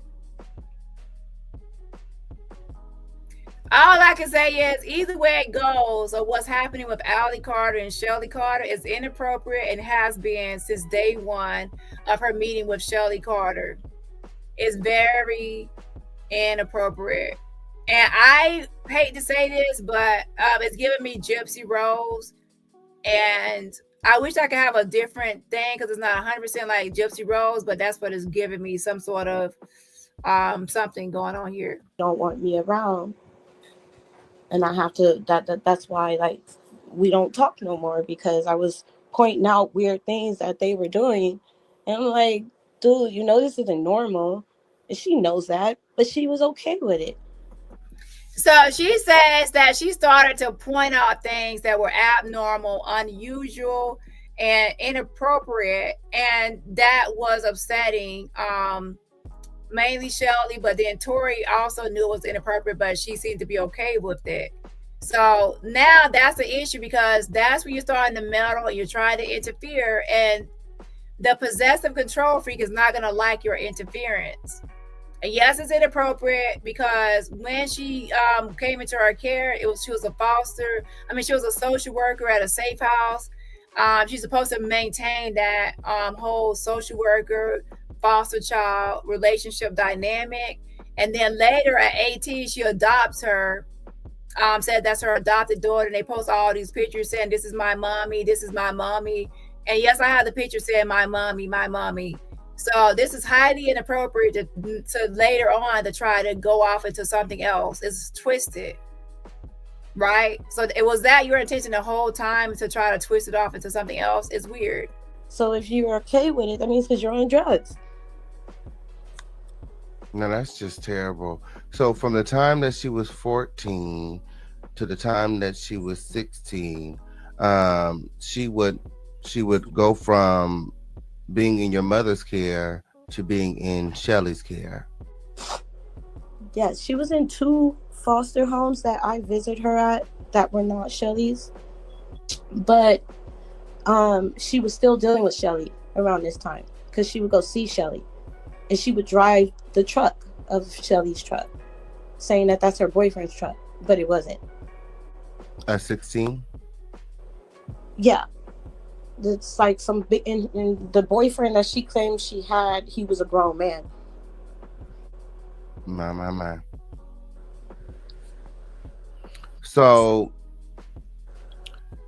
at 16, you will start visiting your sister because she would be out of the house. She would be with Shelly, and each time you would visit your sister, she'd be with Shelly, and you would be it would be very uncomfortable for you. Yes, I would be with them, but it'd be uncomfortable. I did not like their relationship.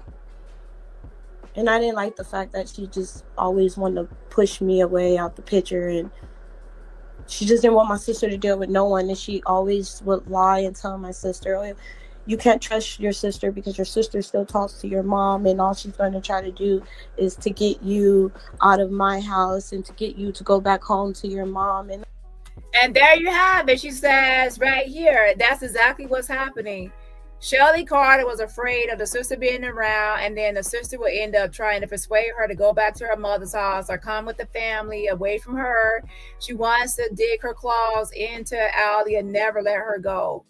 And let me tell you something, if Allie Carter ever tried to leave Shelly Carter, that's an abusive relationship setup and dynamic. And you all know what happens when you try to leave an abusive, controlling person. Once they feel like they're losing power and losing control over you, they'll do anything, and I mean anything, to get that power. And they feel like they've lost complete control, they'll try to do the ultimate form of power and control, which is a lot of times people try to leave something like that. They probably will take their life that way, now you can't leave, you can't do anything, like, if I can't have you, no one can, kind of thing. And it's like, oh, that's a movie. No, in reality, telling people to leave situations like that and just leave, walk away when somebody is possessive and controlling is the most dangerous time. And usually I would only say that for like abusive relationships, but it could be for any possessive, controlling type of relationship with people where someone feels like they own you like property, okay, and possessive and controlling over your body, okay, and you don't have any bodily autonomy. Yeah. So I don't really see that. If Allie said, I'm leaving, child, let me tell you, Shelly will flip the fuck out. I'm like, but I don't even deal with my mom. So it's like you're lying to my sister to break up our relationship so you could do whatever you want to her, which is just crazy. And my sister fell for it. But then she all on the internet with all these lies, and it's sickening. I'm happy my mom got on there to explain that, because my mom didn't sexually harm us. No. So she said that the mom did not sexually harm. And I think that Tori has added her sisters into some of the abuse stories. So that's why the sister is addressing it and saying the mom did not do any sexual harm, but it was physical abuse and mental. Sandy says Tori seen the beating and plotted to leave her mom home with your help with Shelly. Yeah, because she said that Tori wasn't being beat. It was just her being brutally beat. Tori says she was also beat. And another way, because we don't know, everybody's different stories going around. Another thing is, if she sees her other sister getting beat all the time, she might think, like you said, she might think that she's next. Like, oh, she's getting beat all the time. Now that she has left the house or she's leaving, I might be next to be beat and then to escape. But the way Tori put it, that she was already being beat. So again, this sister is saying that she wasn't beat, but she's not around the house all the time. So how does she know everything that happens to her sister? She 24/7. She took good care of us. Just abusive discipline. Like, doesn't know how to love your daughters, like, without so much abuse in it. So there was no love in the household. So Tori ultimately went outside and looking for love elsewhere. Do you feel like Shelly preyed on your sister? Yes, because Shelly knew where my sister was before she left the house. And on the phone, you told me that you feel like your sister is in danger. Yes, I do. Why is that? Because the way Shelly is, first of all, Shelly keeps guns. A lot of guns. A lot. Like big old ruffle guns. And I noticed that she takes my sister to really weird places. Like, there was pictures of my sister at a rainfall, hiking in mountains and stuff. I just feel like if with all of this coming out and them trying to go after her, she may try to hurt. I feel she'll hurt my sister and my sister try to leave. Like, I feel like she's held hostage. She can't get away. Even if she wanted to, she's on drugs. She can't think right for herself. So and that's probably because I heard my mom was getting threats and stuff. That's even dangerous too, because either way it goes, something may happen to my sister in this whole process because of how how Miss Shelly is. Like,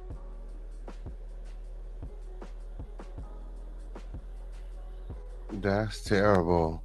And you know, after all this time, why do you think that your mom is looking for Tori now? Crystal, I would say this. You say, wow, so this whole time we thought Allie was a Jag 2.0, and the whole time it's Shelly behind the scenes. I would say it's still too early to process all of this. Because on the surface, yes, immediately I was like, Jag. And Shelly, she barely talks. Like, she talks sometimes, but not a lot. But once I went back to like her old posts and her old things that she was saying, that's when I realized like 100% that a lot of stuff that she talks about, Allie says and talks about, came from Shelly Carter. So now it seems like Allie, so now I gotta try to think about how I feel about Allie Carter. So no, I don't think it's 100% like a Jag. Because there's Shelly Carter comes into this whole thing as somebody that changes everything, in my opinion. Her possessiveness, brainwashing, controlling, and everything that she has lied to Allie about, like she has some sort of intel. And don't forget, this is not like a typical, like, hey, I met you type of situation. This is like a person that says she saved her life. She's a hero. She's at a safe house. She rescues her, you know, say, oh, I rescued you from this house. I rescued you from here. And then there's a whole thing about, like, since I rescued you, you owe me. A lot of times groomers do that. They do a lot of stuff for somebody and say, now you owe me because I saved your life, or I did this, or I helped you, I bought you this, or I got you this. Now you owe me, kind of a thing. But yeah, since she has brainwashed her and taught her all that stuff and said that she's programmed. She's the one that told Allie Carter that she has alters, DID, that she's programmed, that she has a sex trafficking contract. I would say watch part 1. Since she's the one that is the one that told this girl all these lies that she's living by. So that means she has been brainwashed to believe most of the stuff that she's doing. So if once somebody is brainwashed, they're no longer just moving according to how they want to move. They're moving, their actions and decisions are all based on what they've been brainwashed to believe or think. Now, what brings in an issue is that sometimes it seems like Allie Carter is putting on, or, you know, that she's doing things on her own without anything to do with brainwashing. Like it's just something she's doing on her own. As far as the anxiety and panic attacks, that could be because of the actual fear that she actually thinks people are after her. So does she really think that people are after her because she's brainwashed to believe that people are after her? Or is Allie Carter, she knows people are not after her, but she just pretending like people are after her, just like Shelly Carter. Like they're both on the run acting like people are after them. When they both know that it's false and it's just for a show. In my mind, and what I believe is that Allie Carter does believe that they're on the run and they're all this stuff since she was a kid, or since Shelly Carter got her in her grasp and brainwashed her. But Shelly Carter knows that it's all shit and bullshit. That's my opinion. But my mind could change once I watch more videos. And she wants something to change. She wants Tori away from Shelly. I don't believe that, because my mom is evil. So I feel like my mom is coming out because my sister done spoke lies on her. She wants the lies to stop. She wants all of it to stop, whether it's true or not, whether she abused us or not. We ain't supposed to talk about it. So she just wants her to stop. And even if my sister was to go back home to her, she probably gonna abuse her too. She gonna beat on her, and my sister just gonna leave again. or my sister may kill herself, or anything. Like, I don't know. I don't believe that my mom wants her back at all because of the way she treats all of us. I don't believe that. She told us we could go to her if we ever need something, and then when we finally go to her, then we get bashed. So she's actually saying the same thing I was saying, that the mom pretty much looks like she wants to clear her name. That she just wants to clear her name and that's it. It's not really about reuniting with Shelly Carter at all. She wants the lies to stop. She also wants just everything to stop. Like, she doesn't want her online at all talking about the family or airing out family dirty laundry and family secrets or making up lies just to keep everything off social media. Abused and stuff. Like, no, she doesn't want us back, or she don't want her back. She just wants her to be quiet, keep her name out of it, so the world don't see that she's just this bad person.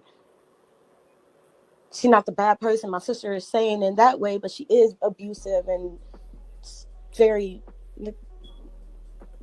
but it's nothing sexual.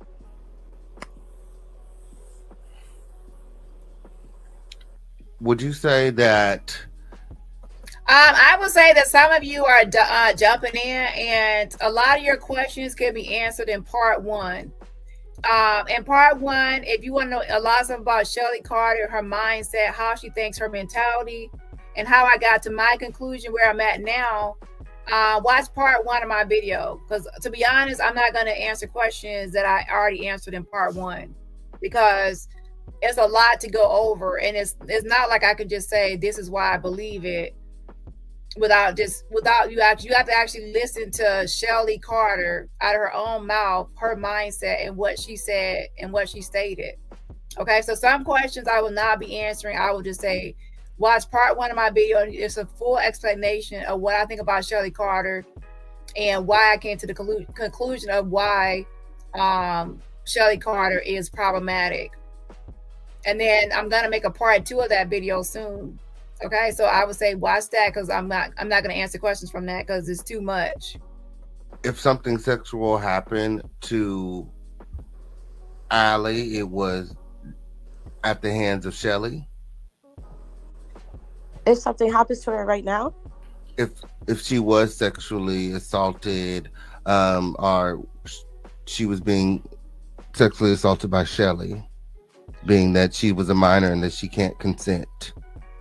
of course. But my sister, man, my sister done some things that done threw me off, that I've heard of, that has nothing to do with Shelly, just people out speaking on her in weird ways. So I guess my sister done a lot, and it did not have nothing to do with Shelly, but she'll turn around and call that like she's being hurt, but she willingly did things, and it's being talked about. So I also do believe that Shelly is also hurting her too, because it's weird, like things I done walked in on, like they have like this love relationship, like, and a dysfunctional love relationship. You know, it's not normal. You said there was one time that. So she said dysfunctional love relationship. So she said she walked in on Shelly actually kissing Allie on the lip. There was one video where Allie smacked her mom her adopted mom on the butt, and she did this like whatever. Like she had a weird grin on her face, to be honest. It was like a grin, like stop, like girl, I'm gonna get you. Like it was like whatever. I don't know. She enjoyed it. Yeah, in a different kind of way. So I have always felt like Shelly Carter is that way towards Allie. Highly inappropriate. Y'all, when I say this is all a mess, this is all a mess. You heard me? This is a mess. It's like, this is like a Lifetime movie. Wake me up and tell me this is a Lifetime movie. this is like worse than Gypsy Rose. It's like a whole nother Lifetime movie involving like cults, a bunch of crazy stories. Y'all, this is like a Lifetime movie. That's all I can say. And if it's true that, you know, she has groomed her, which I do believe that she has groomed her, Shelly Carter is a predator. Shelly Carter is a predator, and that's all it is. But the odd thing is, usually a predator is caught usually early on. Now it's like years later, so now it has blossomed or grew into this now to where Tori is 30 years old. So things are kind of going to be harder or to deal with or even think about what to do about it. But to be honest, if somebody is like a Gypsy Rose or something like that is going on, it still could be reported. But when it's reported, it's going to be hard to describe what you are reporting or what are you actually reporting. You see? That's why I said I'm actually going to look into this a little bit more before I make any sort of report, because I need to know like what's really going on here. But I just know something fishy is going on, but I cannot put my finger on 100% on what I think yet. I do know that Shelly Carter is a predator,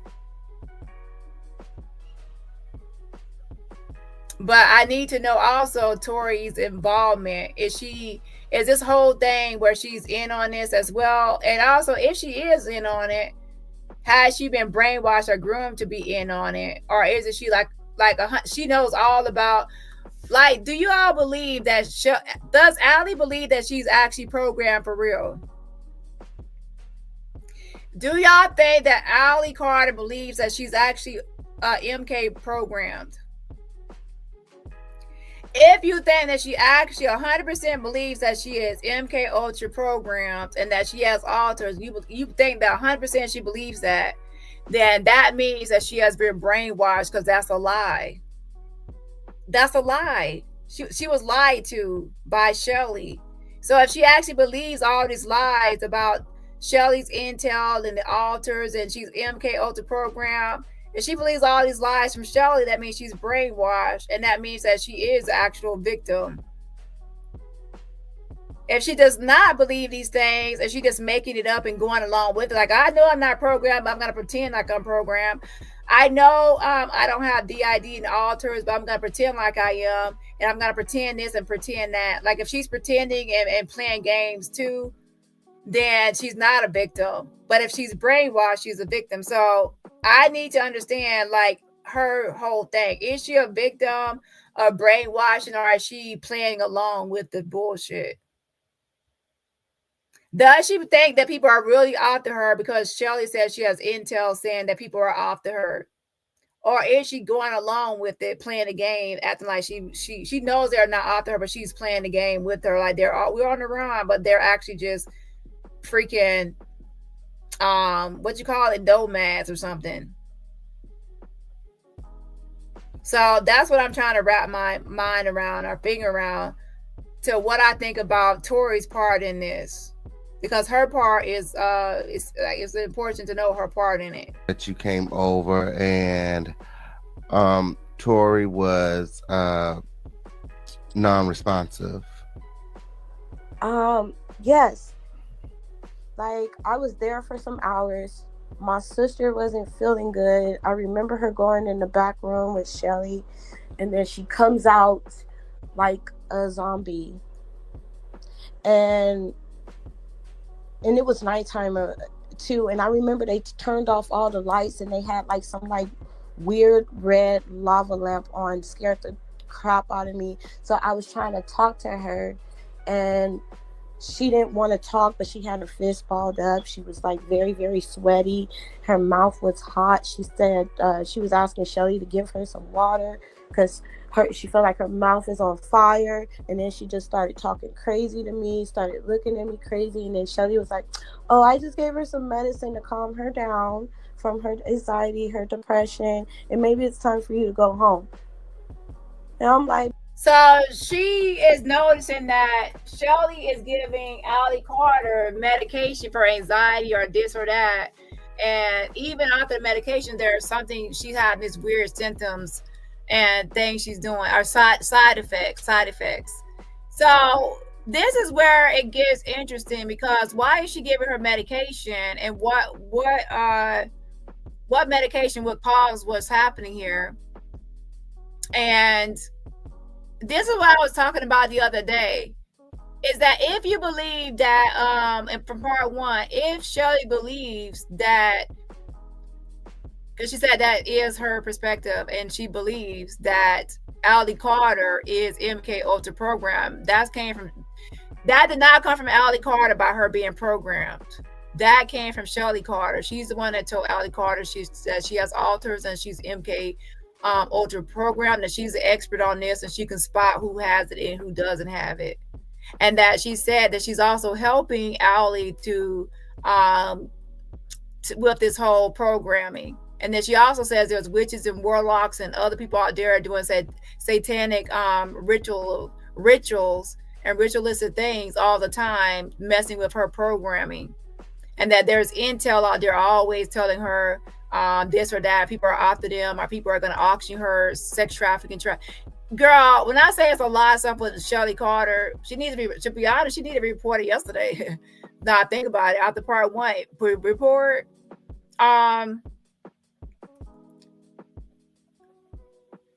So if you believe that she has been programmed, Shelly, are you actually experimenting on her? Because how are you trying to cure her and fix her? Are you now trying to say, oh, I'm curing you and I'm helping you, I'm fixing you, and try this concoction, try this medicine, try this or try that, like she's a fucking guinea pig? Because how, in your mind, how are you helping her with the programming? That's what I want to know. So you're giving her medication. Say now, on the fair side, you could say, well, maybe she actually is taking some real medication legally prescribed from a doctor or by a doctor, and it's legal, and it's just so happen to have side effects. So some people might just believe that. Yeah. My question is, how is she helping her with this so-called MK Ultra programming? Is she such an expert? Because she has all these pamphlets and all these informational sheets on how to deal with somebody with MK Ultra programming.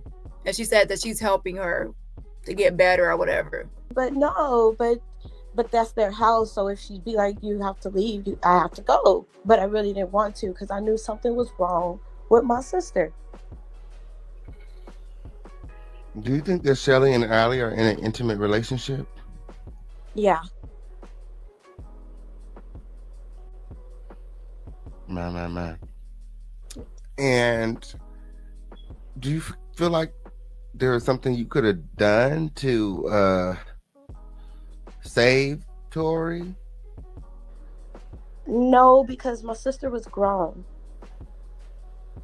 She was grown, and when I did try to like give her advice and talk to her about stuff, it was more so of her worrying about me, because I was in a messed up situation too. So it's like we're both worried about each other. So it's like when I want to talk to her about her situation, she wouldn't talk to me about mine. And it's like, so it was really no helping in the midst of that, because she was grown and she did what she wanted to do. And then she turned around and she got mad at me and then just stopped talking to me. Did she ever tell you about the adoption that Shelly allegedly adopted her? Yeah, when she was grown. When she was grown, she talked to you about this? Yeah, like she said she was adopted and her whole name changed. And I'm like, how does that happen and you're grown?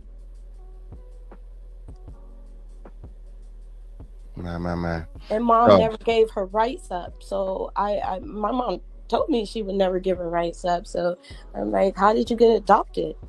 It sounds like she waited until she was grown, and then went ahead and got adopted, because I think she got adopted at 19, 18, 19, something like that. Weird. Mm-hmm. Yeah, because before that, Allie was 16 when... As I explained, there is a such thing as adult adoption. So there's adult adoption, that's a thing. So they actually did do it, and I don't know why people are so adamant against it not happening. That's one way where Shelly Carter can make sure she has control over Allie Carter, because she's now her legal parent. That she made it legally binding that she's officially on paper Allie Carter's mother. So that gives her a lot of rights. That gives her a lot of rights over her in certain situations, especially, you know, that gives her rights as being the mother, especially, you know. And good point right here with Sue. And also there's inheritance and there's other benefits or things you can obtain as being putting yourself as the mother of somebody. Now as an adult, what possible, but yeah. So anyway, some people think that they are doing it just as a cover, like for marriage.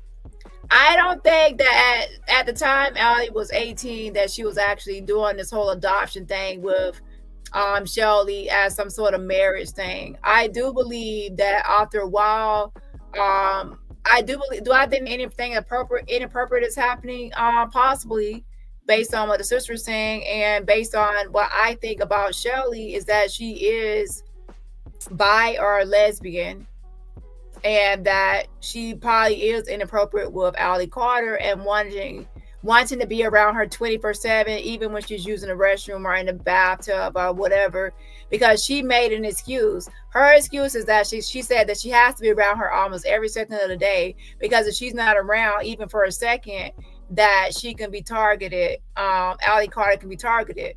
And you're like, where did that come from? Again, watch part 1. We covered that in part 1. We talk about how she has to be around her almost every second or she can be targeted. We talked about how Shelly Carter goes into the public bathroom stall and Allie has to go into the next stall next to her and lock herself in until Shelly's done using the restroom. When I say complete and total control, that's what I mean. Sue Talkman says, why is Shelly administering meds? Yeah, Allie is old enough to take her own medication. So yeah, so why is she giving her medication? That doesn't make sense, right? Good point.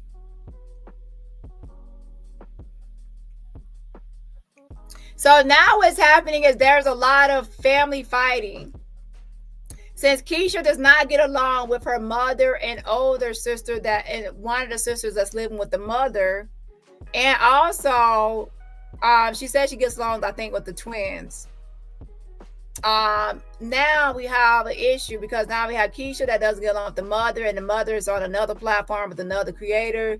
Keisha goes on this platform with this creator, and these families are beefing. So now, to be honest, I can see a war zone happening around here, and even from content creator to content creator. And to be honest, press 1 to chat if I already told you that eventually it looks like there's going to be some sort of beef going on here. It never fails, because there's a lot of people that are territorial, possessive, and controlling over content and over certain situations. And it always turns into a mess. That's why I wasn't even going to report on it. But I was like, you know what? I have always said I was going to report on this from a long time ago. And I have the receipts to prove it, because if you actually look at my documents, if you look at the documents I showed y'all the other day on conservatorships, if you look at the very top, it'll show that that was actually printed out in October. So in October, I actually had already downloaded that document. So I was already planning on, I had already downloaded that conservatorship. So ever since October, I already knew about the conservatorship in Shelly Carter. I knew who she was. I knew about the conservatorship, and I knew about other stuff about Shelly Carter. And I also knew about Allie Carter. Her name was Tori Outlaw, and other things about her family. I already knew this stuff. I just never reported on it, because if you follow my channel is always in some mess, and I'm always talking about something. There's too many things to talk about. So with that being said, that's why I never got to it.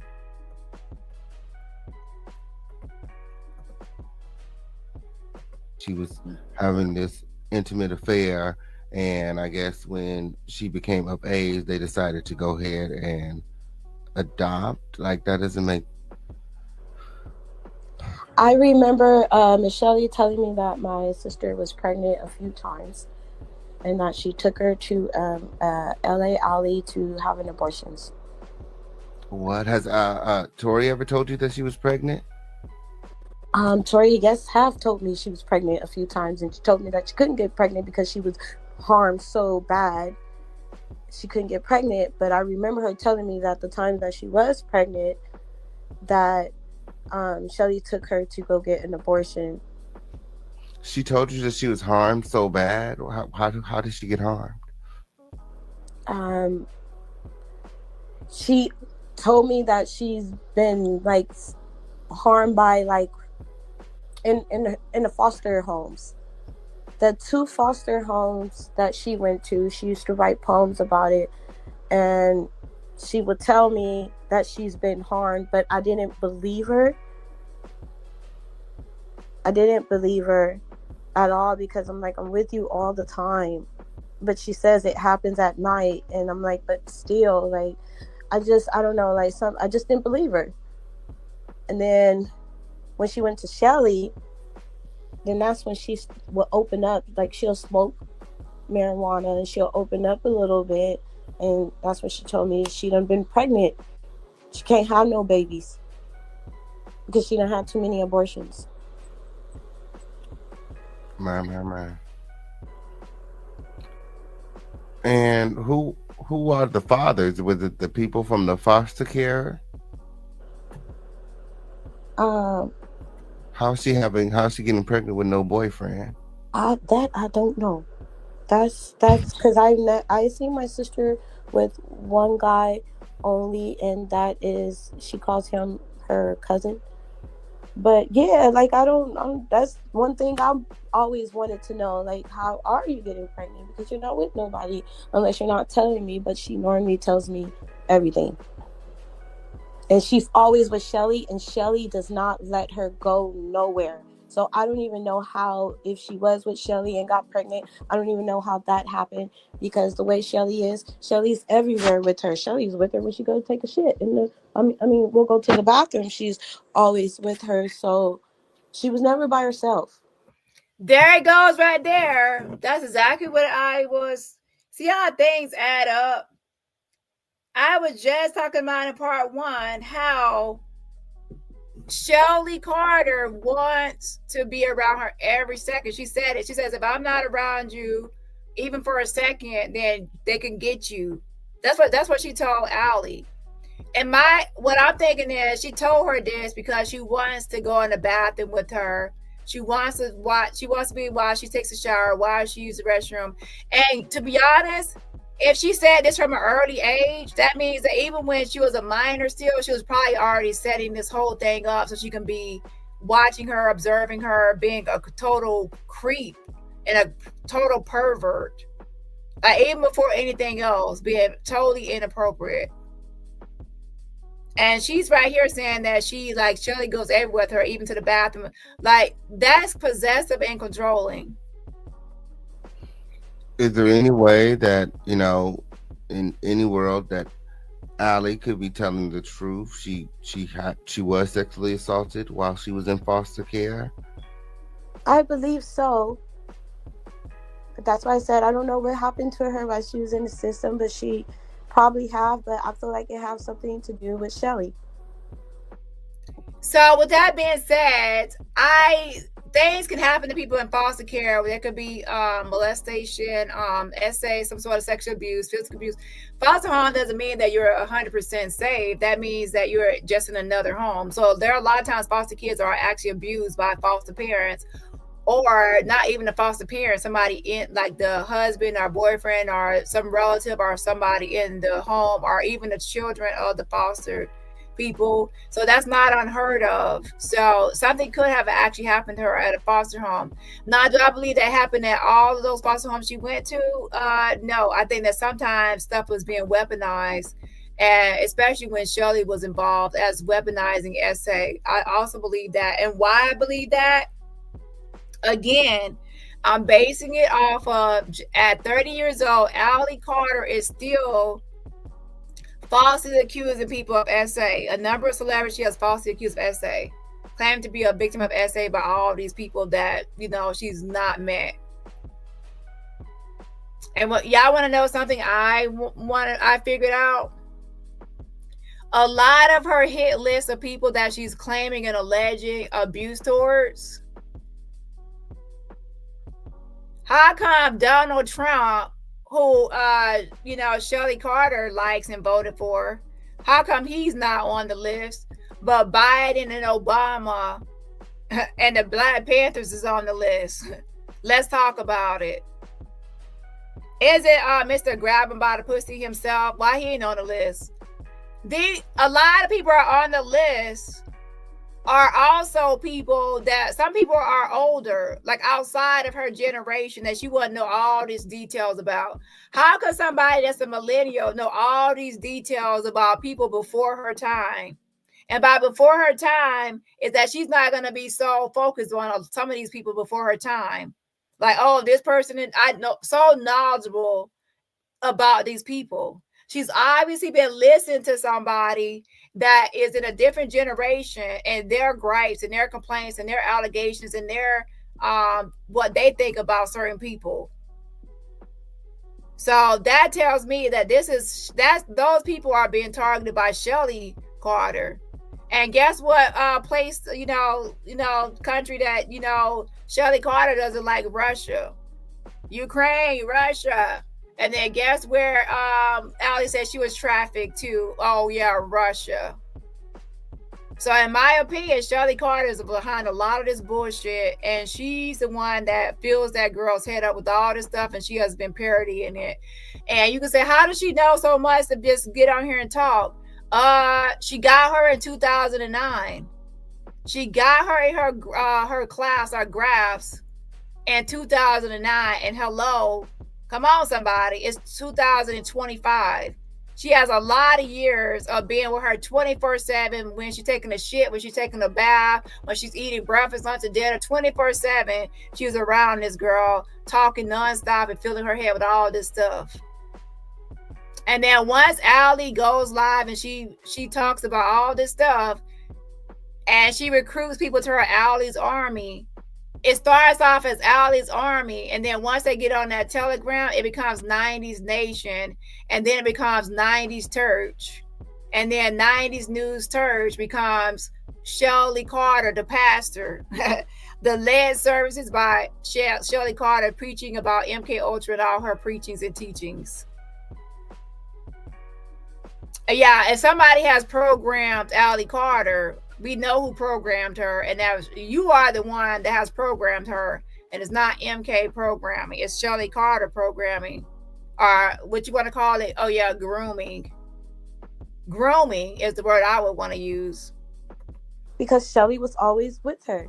If you're caring for my sister is always in your care, and that's all I've ever known is for her to be in your care. And then all of these things are happening to my sister, then it's because of you. Do you feel like Shelly could have possibly trafficked Ali, Tori? Of course. If my sister, if my sister had been sexually harmed and whatever, then it has something to do with Shelly. And Shelly is a social worker. They know about everything. My. I remember. So yeah, Shelly Carter, that's what she has been doing for most of her life, is also agency social worker. And as an agency social worker, she's working for different agencies, safe houses and different places that work for foster kids or runaways or whoever, as a social worker. Okay, agency social worker. And also, she messed up already, like I said, because she already told on herself when she made this. She made a whole document explaining Ali Carter's foster home placement, or where she was placed, her timeline. And when she made this timeline, it was only about 4 foster homes that she was at in total. So she also lied about the number of foster homes. It's like 4, not 19. And Shelly Carter reported some of these foster homes, and some was weird, like they only spoke Spanish, and they made her go to church. It was like they tried to find something with every foster home as an issue. And if nothing worked, then of course it was sexual abuse that was used to move her to a different home. her having a bookcase full of papers and stuff. Like, she could write stuff up, change paperwork, and write different names and stuff like that. Like, just a crooked social worker. Wow. Did Shelly ever try to get the rest of you, or was she only interested in Tori? She threatened to take my son. What? If I kept him. My sister told me to get rid of my son. And if I didn't, Shelly said that I wasn't in the right state of mind to keep him. She threatened to take my baby before they both stopped talking to me. So before they cut her off, Shelly and Tori, they cut her off, Shelly Carter. They threatened that they would take her son away from her. And pay attention to what she said. She said that Shelly said she wasn't in the right state of mind. Now, keep in mind, Shelly is always the type of person that say that somebody has been programmed or MK Ultra or something like that. So most likely she had made up something about Keisha to say that she was in the right state of mind, or something was whatever to say that she would have her child taken. Or I don't know what was happening at the time. So yeah, Shelly kind of crazy. So if for anything, I just hope she don't do nothing to my sister. But yeah, that woman's crazy. One thing's for sure, two things for certain. Most people are thinking that Shelly Carter is nuts and crazy. Let me put up a poll. Shout out to Saw. Hope I said your first name right. It says, thank you for being unbiased in this story, Dani. Thank you so much. I appreciate it. I'm trying to be as fair as possible. But yeah, shout out to you. I appreciate the Cash App. Again, shout out to you for the fan funding. I'm sorry it took so long for me to get to yours. I definitely do appreciate it. Let me give another shout out while I'm here so I won't be too long. Shout out to LaQuisha. Thank you so much for the fan funding as well. It says, for your amazing content, sending some roses. Thank you so much. I appreciate the Cash App. Yas and yas. And everybody else, remember, support my channel for free just by what? Hitting that like button. But yeah, it's sad that it comes to this, but it looks like there's going to be a lot of drama and a lot of beef when the focus should be on the real issue. I would say the family needs to get family therapy, family help. And as far as Shelly, to me, she is an issue. And I think that all of this stuff has came out now because Shelly is an issue. And a lot of people think that she has groomed Allie, including me, from that moment. And from the time she met her, she has started the grooming process and brainwashing process for all her bullshit. That is because have you ever seen any other kids around Shelly? Has she done this to anybody else? She had a lot of foster kids. There was this one girl that was at their house too. A lot of kids around, a lot of girls. And Shelly was always around them all.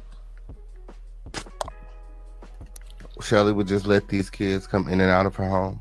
They were all of my sister's friends, like teenagers. Kids that she went to high school with.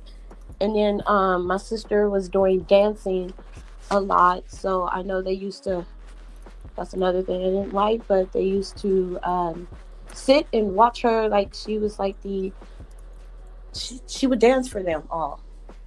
And they were recorded. So she was like their puppet or clown, even. Yeah, like entertainment. They're entertainment. They're all weird to me. Like, and I tried to explain it to my sister, and all she did was get mad. Every time I told her that I have bad feelings about this woman, she gets mad. My.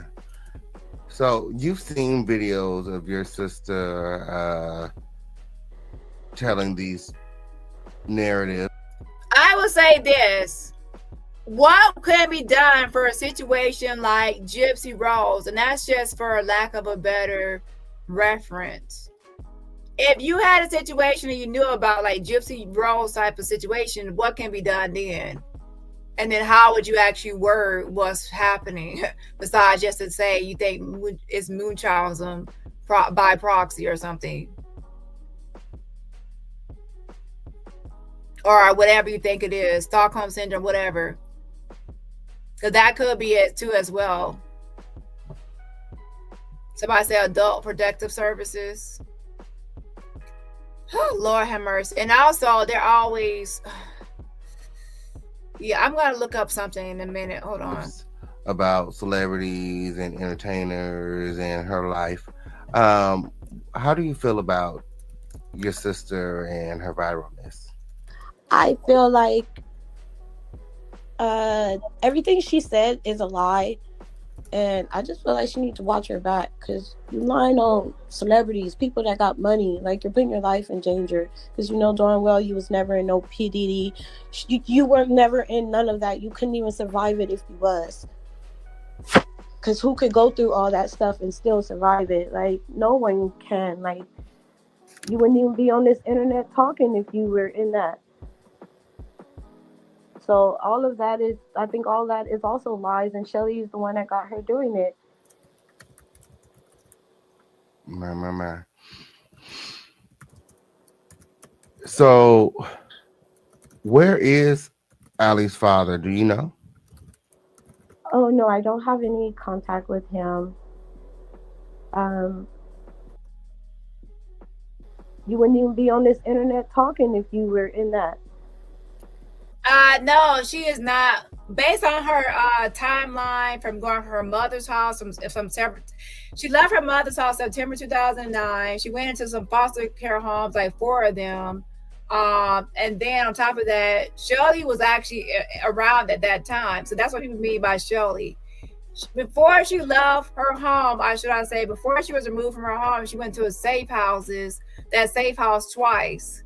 And then she was removed from her mom's house. So Shelly was at that safe house before she was even removed from her mom's house in 2009. And then she proceeded to go into foster care, where they actually named the foster care parents and listed the foster care parents' names. And it was 4 of them. And then from there, she went to Shelly Carter. So once Shelly Carter had her sights on her at that safe house, she kept an eye on her and kept contact with her at all those foster homes, because she said Tori would call her, she would make a report. And then finally she came back to Shelly. So Shelly put her claws in her at that safe house, and she never left. And since that time, she has never released her claws. Okay? So no, she has not been sex trafficked. And if somebody says she was, somebody is right. It will only be through Shelly while she was in the claws of Shelly Carter, because the rest of the time she was with her mamas and sisters, and that's through pictures her mama posted and pictures that her sisters posted. She was not trafficked, not in the way that she's saying, as far as being on the tables with Diddy, party favors, and all this other stuff. That's all made up.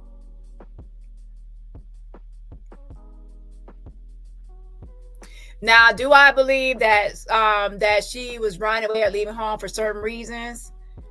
Usually people that run away, there are some people that run away because they don't like the rules at home, and there are some people that run away because they actually are trying to escape some form of abuse. Yeah.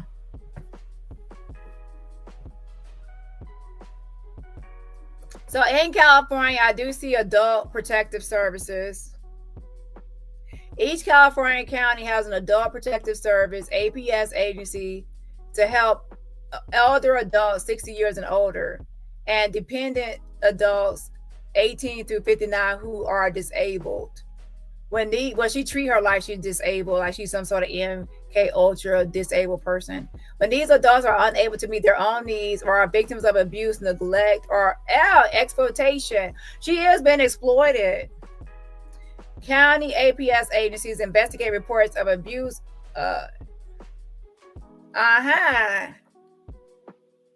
What do you know? Bingo. So now all I gotta do now is get all their last known addresses and contacts. numbers and then give them all the information I can on what's happening. Yeah. So let me look at the poll. First, I needed to collect all evidence and everything I could possibly use to explain what I'm trying to explain. Because that's important. It's important to have a well-detailed outline explanation of what's going on to make it make sense. Because this is all actually something complicated. You have to make it make sense to somebody that's on the outside looking in, and then you only get like a few minutes to actually explain this to make it make sense. And then somebody from there will investigate. Hold on one second.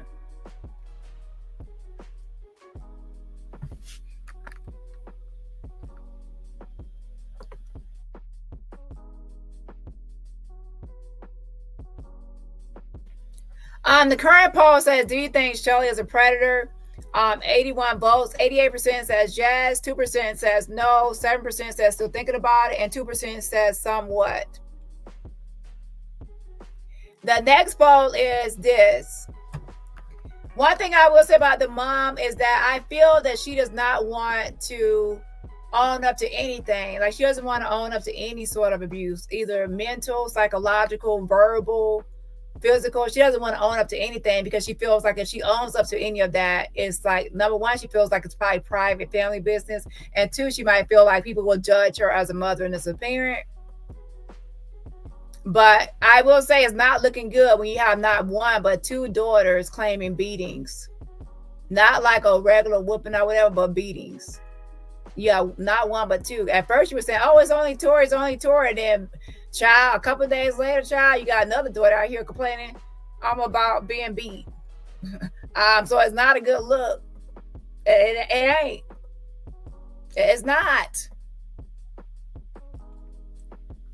And you also brought this to the internet. So when you bring something to the internet, I'm sorry, but it becomes public consumption, and public people are going to talk about it. If you don't want to be talked about or discussed, then don't bring it online. Just like people on Facebook making a Facebook post and they get mad because people start commenting under the post about their business. Stay out of my business. Why you put your business online? So the next poll, do you think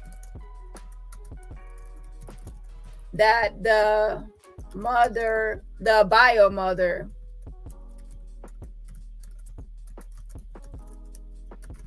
is abusive?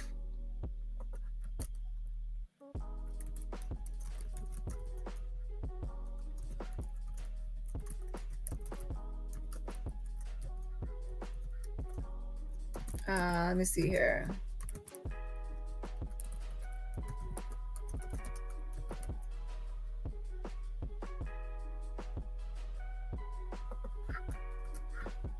No.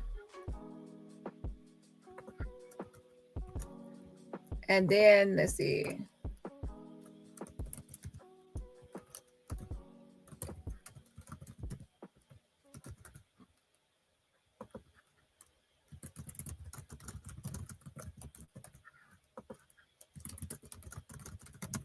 Okay, take that poll.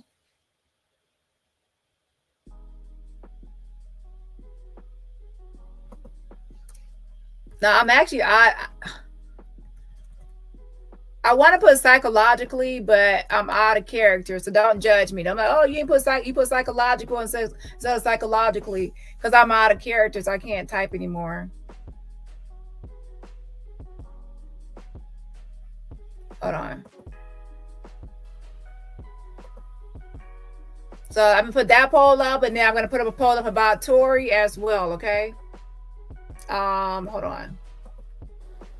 So all of that is, I think all that is also lies, and Shelly is the one that got her doing it.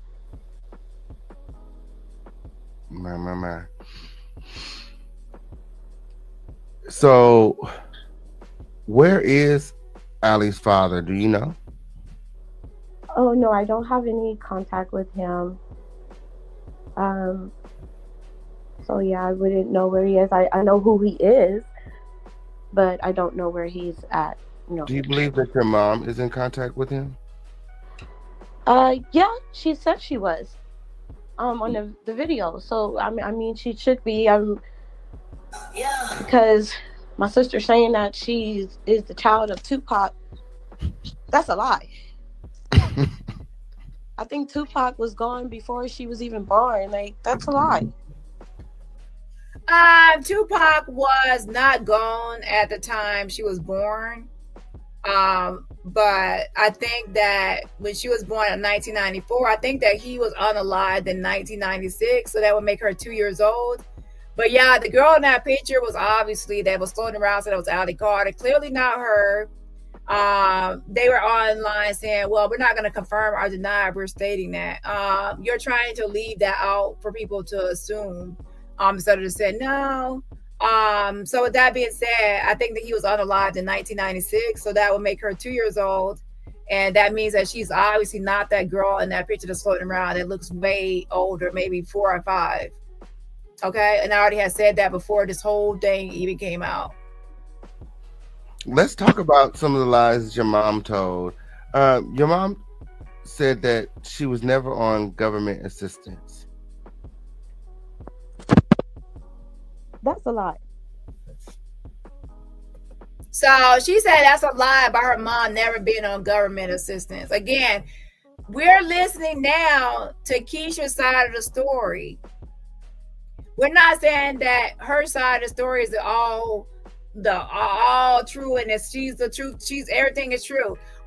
We have the right to give everybody a fair shot to listen to their side of the story. So I'm not confirming or denying. I'm not saying, oh, we're listening to Keisha and everything she's saying is true.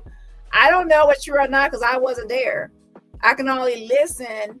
And to be honest, after a while, sometimes people have inconsistent statements or discrepancies. So then you can be like, oh, now the story's changing. For example, with the mother, she said that she was acting like the only problematic child or the only child with issues was Tori. And now that Keisha came out, now she's saying, oh, she got 2 problematic kids. Both of these kids are problematic. And something tells me that if a third child came out, she would say, oh, these 3 are all problematic and all my other ones. Like she was just, child a mess. So,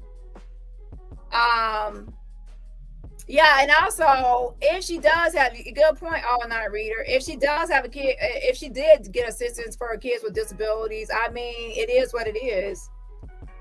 I mean, if the baby daddies ain't really helping her out, then she might need state assistance. I'm not the one to look down, talk down to anybody. If you need assistance, you need assistance, especially if people are not helping you out and you got kids with disabilities. Life happens or things happen. Some things are out of your control, right? Let's see. OD Locke says almost every Black mother has cussed out their child.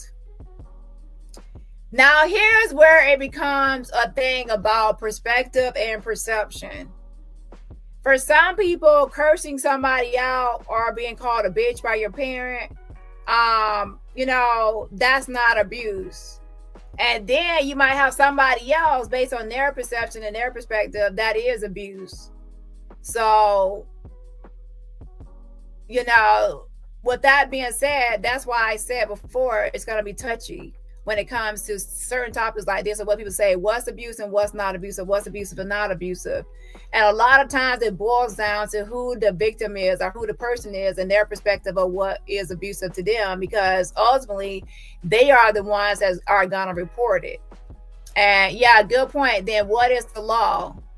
And then what is the law? So in the state of California, what is the law considered? Because that's the state they were in. So a good point of bringing that up, because that can solve a lot of things about like what's that and what's not. But even if the law says something is abusive within a certain culture,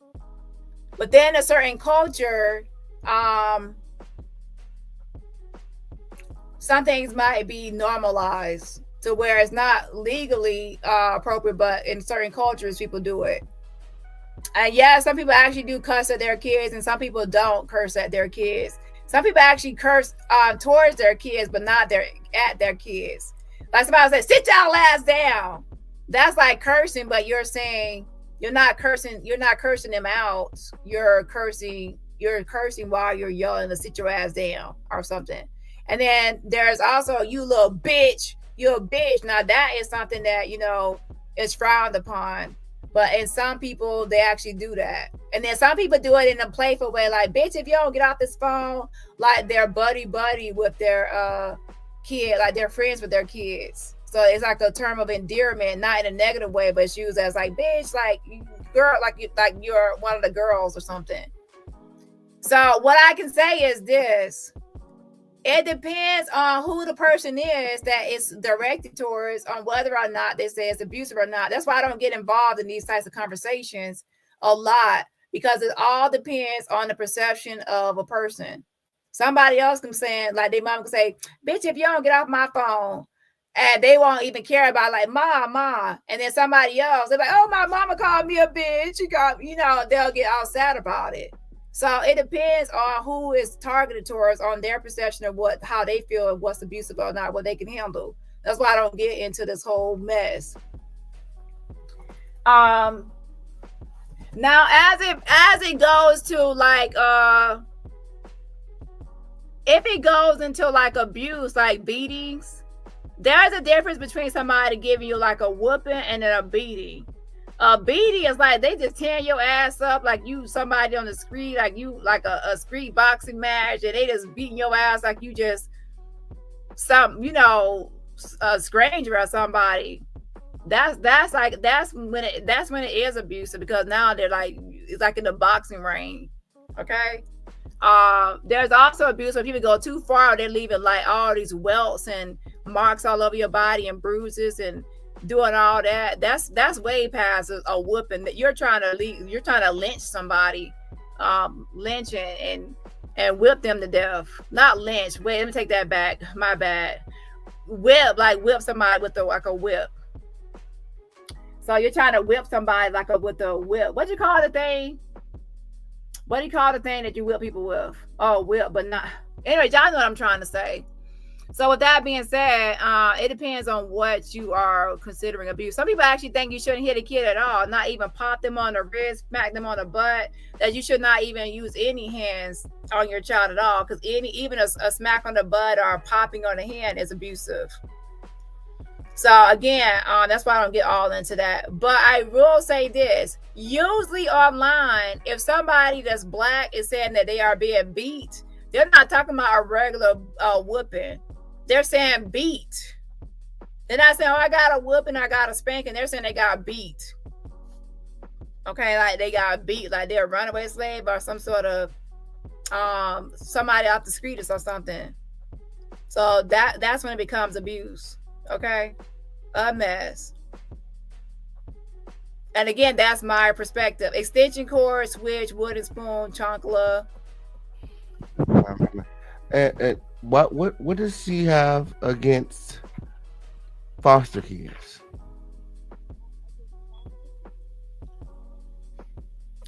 Some of y'all's good videos. Are y'all asking for whose age? Because Allie Carter's age has already been mentioned a bunch of times. Allie Carter is 30. She'll be 31 in February. And then we have Keisha right here. I think she's 35 and she was born in 1990. So some of y'all been skipping videos, y'all, because that's already been addressed. Hold on. Your phone is going out. Say that again. I'm sorry. So what does she have against foster kids? Who my what does my mom have against foster kids? Yeah, she said that when she seen you guys hanging out with those foster kids, she told you guys that you guys couldn't hang out with them no more. You know what? I have to say that I kind of understand my mom when she says that. I have an 8-year-old. And I just feel like kids that are in bad situations, they talk about their situations to other children that are not in those type of situations, and it could influence them to what like they could bring bad influence to them. So I kind of agree with that as well, of not talking to foster kids. Like a lot of the things that my mom taught us, she wasn't wrong for it. I'm grown now. I've experienced life. She wasn't wrong for all of the strictness. It's just the way she did it where it damaged us all. In hindsight, do you feel like the kids in your neighborhood were bad influences on you guys? Were there bad kids in your neighborhood? And what I would say is this: Also, we have to consider the reason as well, because sometimes when people are abusive, they just be lashed. They take their anger out on you for no reason. That you get a whipping for no reason. It's not really used for discipline. It's just used to outright beat you for. And sometimes there's an overreaction to where you're getting beat for something small. Like you spill some milk, and the next thing you know, you're getting savagely beat. Now that's too much. Okay. If you all of a sudden, you know, you got a whoop because you got a whooping, and then another time, like there are some people that get beat, like severely beat over some small little things. That's definitely abuse. Okay. Hold on. No, I was talking about a belt. I was talking about actually just a whip. You can also use a switch. So yeah, a switch would be a good one. A switch, if somebody overuse a switch and they just go like just doing too much with it. But most people got, you know, for some people that was just a part of a whooping. It was a switch, but there can be even if you use a belt or a switch, you can overuse it to the point where you're trying to make somebody get like all kind of lashings on them, like they're a slave. That's why I said beat like somebody like a slave. That's when it becomes abusive. You'll know if it's abusive if somebody has all these scars and lashes all over their body and welts because you're going too far. I would know. I didn't go outside. We didn't go outside. Tori went out. Tori was in school, and the kids that Tori were hanging out with were a bad influence because my sister told me things that she done that I ain't never done, and I was mad about it, and I would yell it out when I'm getting in trouble by my mom. My sister did this and she did that, when I know I shouldn't be doing that, but I would tell on my sister because I just got tired of it. It's like, this girl is doing so much, and she got it all from the kids. She go to school, she make videos, inappropriate videos with these kids at school. So my mom was just trying to protect us. She just did it in a really bad way. Okay, and she said, so this all would start when you guys were moved to Moreno Valley. Yes. So up until that time, that's when I found out about Shelly, was in Moreno Valley. So up until that time, there was just abuse in the household, and it wasn't. It's always been abuse in the household. There was always abuse in the household, but Ali started acting out. Ali wanted to get away when she moved to Moreno. She met Shelly, and Shelly told her about the safe haven, the safe house. Yes. My. She took her to the safe house, or something like that. I know my sister was at a safe house in Riverside, and so she said she was at a safe house in Riverside. Safe house in Riverside.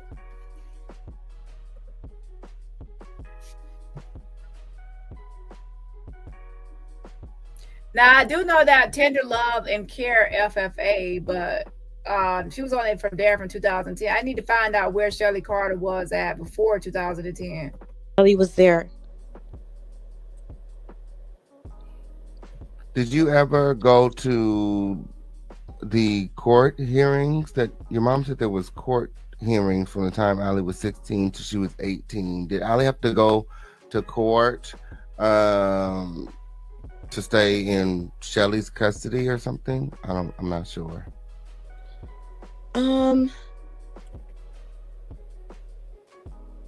I went to court one time, but I wasn't allowed to go in. And your mom had to go to court from the time that Ali was 16 to 18? I think so, because I remember that's what she told me. So technically, the last time she would see Ali is when she was 18 and not 16.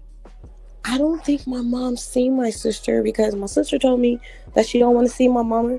She hasn't seen my mom, and she was scared of her. So she wasn't going to the court dates? My sister wasn't going. I don't remember her going.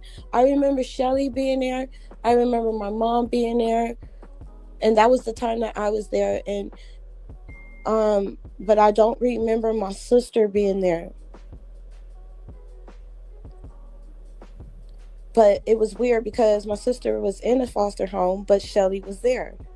and she wasn't in a foster home with Shelly. So Shelly just always been around. My. And you believe that Shelly has done this to other kids as well, correct? Yes, she had to. She had to do it to others because it's like she knows what she's doing. Like she had to do it to others. And when was the last time you spoke to your sister? I was 26. Last time I spoke to my sister, she said some most very evil words to me, of course, which was involving my baby. So I haven't spoken. So she said that she hasn't spoken to her sister since she was 26. So maybe like 9 years ago. To her since. Absolutely. And I have tried reaching out to her. She just blocks me on everything. I've been trying to reach out to her for years. And I don't think it's her blocking me because me and my sister was too close for her to just get up all of a sudden one day and be like, I don't want to talk to you no more. And the mean thing that she said about my kid, I don't believe that was her. I think that was just this other person, that demon person up in her, because she's not like that. She changed being with Shelly. She changed. I thought she was off the chain with my mom because she was angry at my mom, but then seeing her with Shelly, she's different. She hates everybody and everybody hurt her, even if you didn't do nothing to her. And she don't want to deal with nobody black. When did you change race? Does your sister think that she's white? Yes. So she does want to deal with anybody black. I do believe that, to be honest.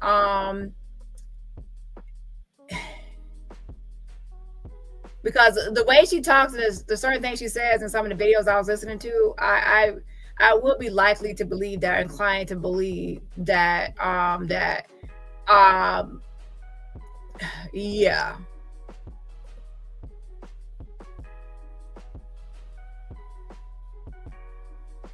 I will say that's what I believe that she obviously surrounds herself with, because that's who she's with. Her adoptive mom, whatever they have going, child, is a white woman. So I wouldn't be surprised.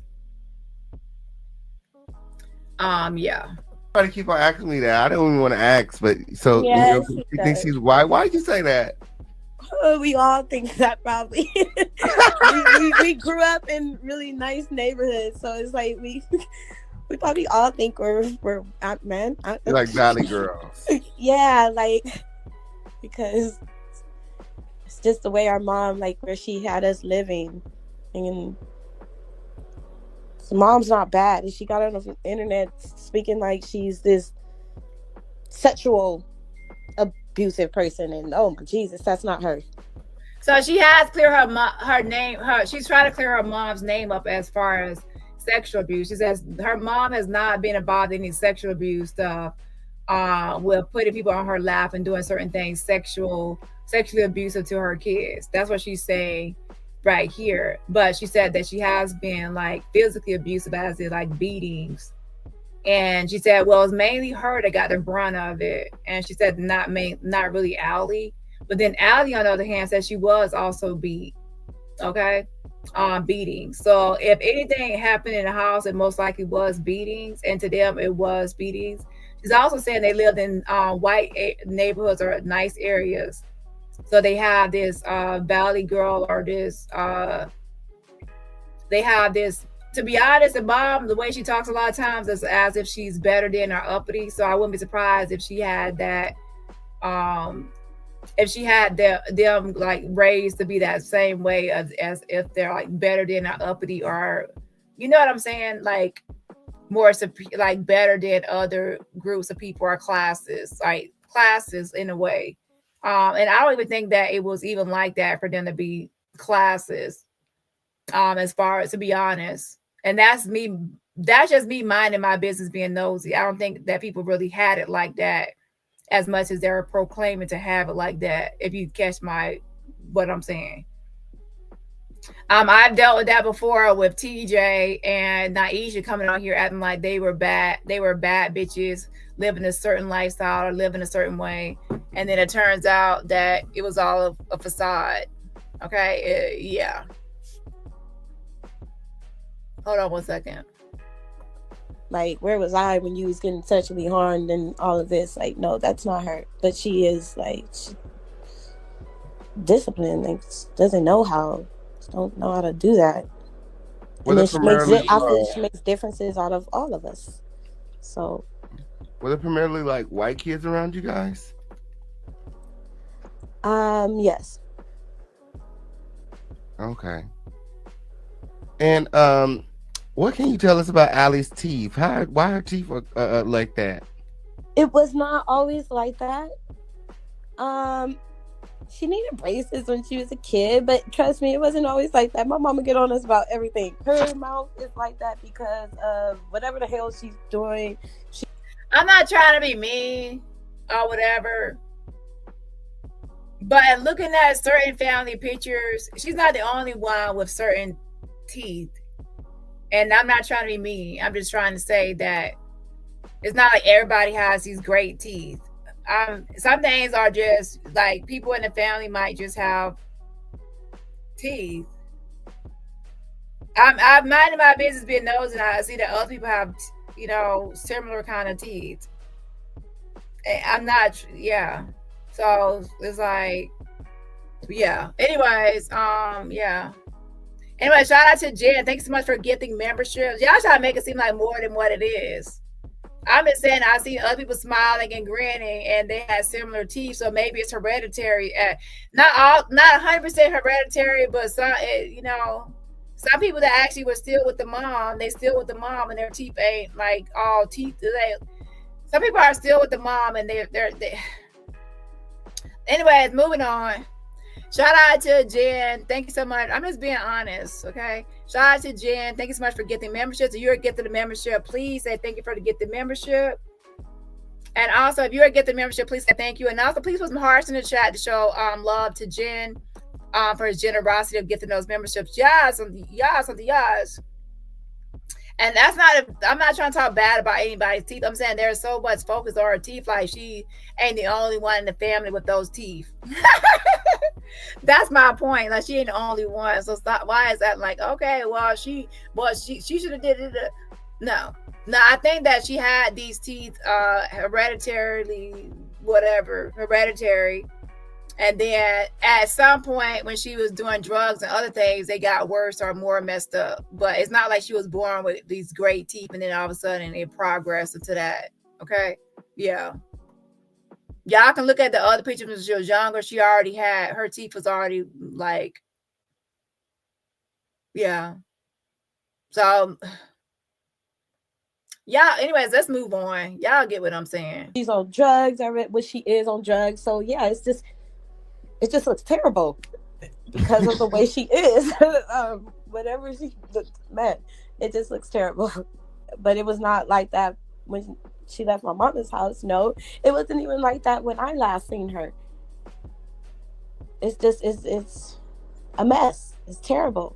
And my sister then told me some really dysfunctional, sickening things that supposedly happened to her. And I'm just thinking in my head, how are you even still alive with the things you were saying that happened to you? Child, she's still alive, just like Misha. Like, yeah. Oh, Jelly Bean, I'm Diddy. 15-inch dildo. They put it inside of me. They had to cut me open. They got my pictures online, D&G. And by the way, I got an update on Misha and Jag mess. But anyway, it's the same way she ain't being trafficked by Diddy, the same way Shelly Carter ain't being trafficked, and she ain't on no damn table. And I hate to say this, but I'm just telling the truth. People talking about she was a party favorite on the table. Shelly Carter, she was thicker when she was younger. And y'all know good and well all those tables they had around. Shelly Carter was not on no table. We ain't see no thick girl on no table. There's some thin, petite Asian Filipino. We ain't see her cornbread fed self on the table. Okay, we didn't see nobody that was eating a bunch of soul food on every Sunday on no table laid out as no party favor. Okay, so y'all need to stop playing on this internet. Okay, You're lying. You're just a really horrible liar right now. She would also tell you the things like about the celebrities. Is that what you're saying? No, not celebrities, just other people. Like, just other people in general. Like, she says that someone hurt her when I know that's not true. Have you ever seen Allie doing drugs? I seen her smoking. Just weed? Yes. But you never seen her taking any pills or doing like cocaine? Oh yeah, she takes pills. Yes, I've seen her take pills. This woman comes and gives her pills every night that I'm over there. So right here, she says that she does weed and then not the other hard drugs, but she takes pills. And she said every night that she was over there, that she saw Shelly give her pills. Shelly Carter giving her pills.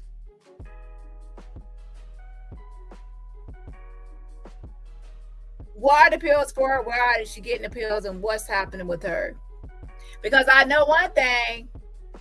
Either Shelly Carter is really experiencing excruciating pain. But she says, I'm in pain. Is she really feeling pain?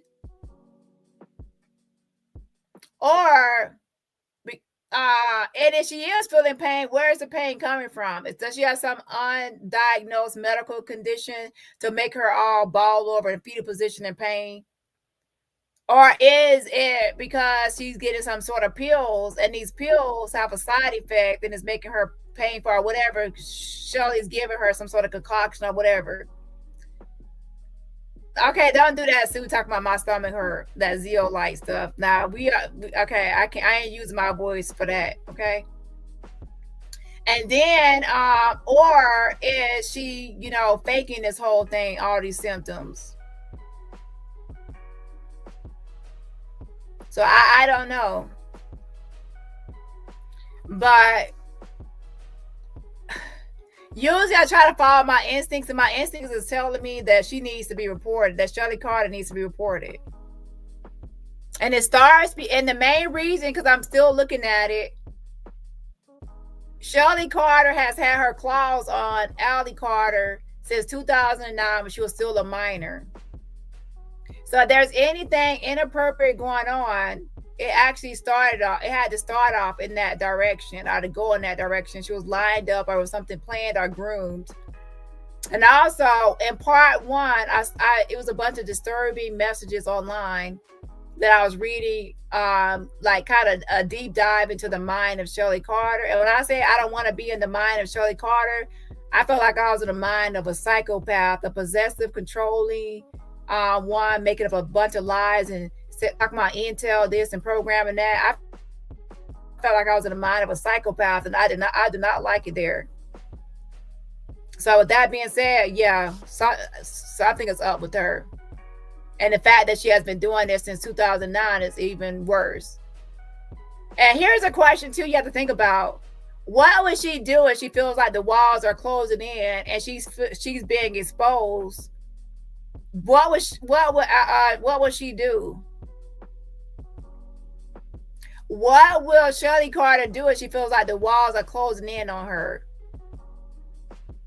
What would this type of personality do? I hate to say it, but this is something that people have to be careful with, because we're dealing with somebody. If you say she's a psychopath, you have to understand who you're dealing with is a psychopath. So you cannot just be trying to this has to be handled with caution or certain things, because if you think she's a psychopath and she is a predator, then she's gonna move according to just that. Time I'm over there and my sister is having like a mental breakdown, here's a chill pill. That's what she called it. This woman being Shelly, correct? Yes. And she would give your sister a chill pill, but she wouldn't give you one. Says that someone hurt her when I know that's not true.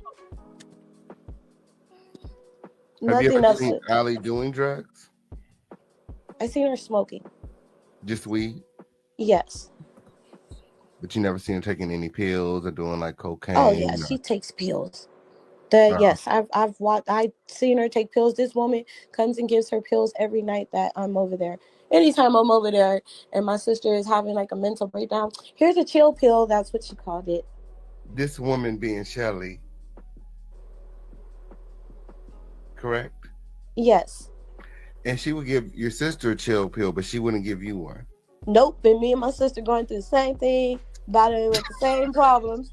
But my sister gets a chill pill. Like, and when I'd be like, what is this? It's her medicine. What? And I can't know about this medicine, and I'm her older sister, but okay. What medicine? Did she take medicine as a child? No, my sister was perfectly fine as a kid. So when did she start taking medicine? When she got with Shelly. So she said that she said she smoked weed only and she took pills. She said no hard drugs, but she took pills. She did say that she took pills, and she said she took pills because Shelly Carter would give her pills. Now, she said that when Allie was little or younger, she did not need any medication. So she didn't need any medication. Then why all of a sudden now with Shelly Carter, she needs medication? What has she been diagnosed with? And people keep on saying alters or DID. Please don't come under here talking about DID and alters. I explained in part 1 that that's all made up by Shelly Carter.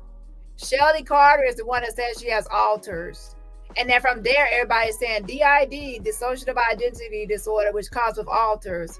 Shelly Carter is mostly talking about MK programming and how it could cause your mind to split to make you have alters. She has a whole outline of all this bullshit. I ain't read all of it, but I read enough to know that she's the one that told Allie that she was programmed, that she has a sex trafficking contract with buyers on it, and such as the police, and that every year there's a lot of on her birthday that people are trying to buy her sex trafficking contract, even on a military base. That her intel is saying that they're all. It's like watch part 1. Like I said, it's creepy. So with that being said, with her giving her pills and she's saying that it's for this or it's for that, how do we know that? How do we know that these pills are not what's causing her to have side effects to where she's in this pain and she's in this and she's in that? I don't know. They need to actually go through all her medical history, where she was allegedly in the hospital or anything like that, and see what was going on with her. Usually they do a toxicology or some sort of lab work to see if there's anything they can find.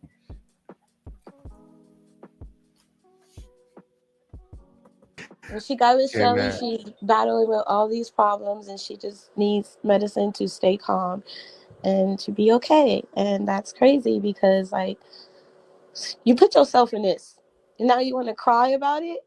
If you are going through something with Shelly, you put yourself in it. Because when I was around, you could have came and you could have stayed with me, and I'm on my feet. I go to work. I take care of my son. I don't do none of that bad stuff. Like, you chose to be in this lifestyle, so that's on you. But you can't sit up and do all this lying like that and then try to tell a story and think you want people to believe you when you lied to begin with. That is terrible. I noticed that Tori always has on a Jesus piece. Are you guys religious? Did you guys go to church growing up? Yes, we did. We were in church. We were baptized. Who are you talking about? I Am Hollywood. I Am Hollywood. Who are you talking about? King asked her about Shelly, and she said, "I don't know. I never met her." What are you talking about?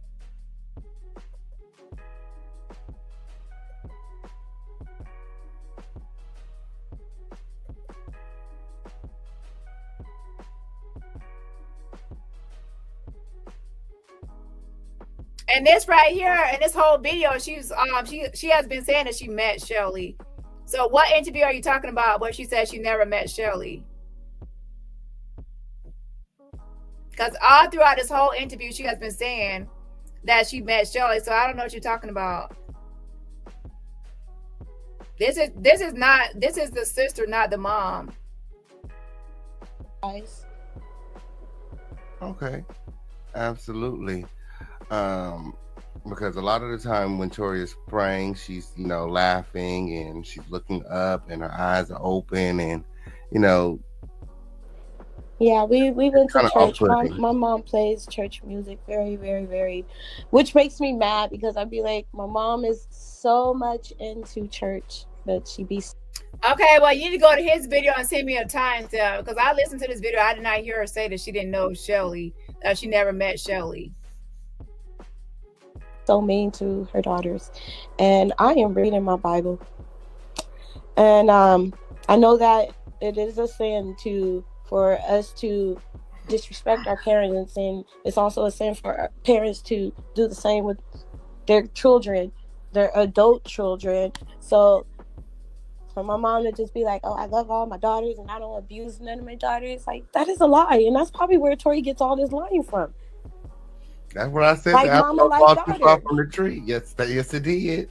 Yes, it did. That's exactly what I said. I said, because that mama be lying too.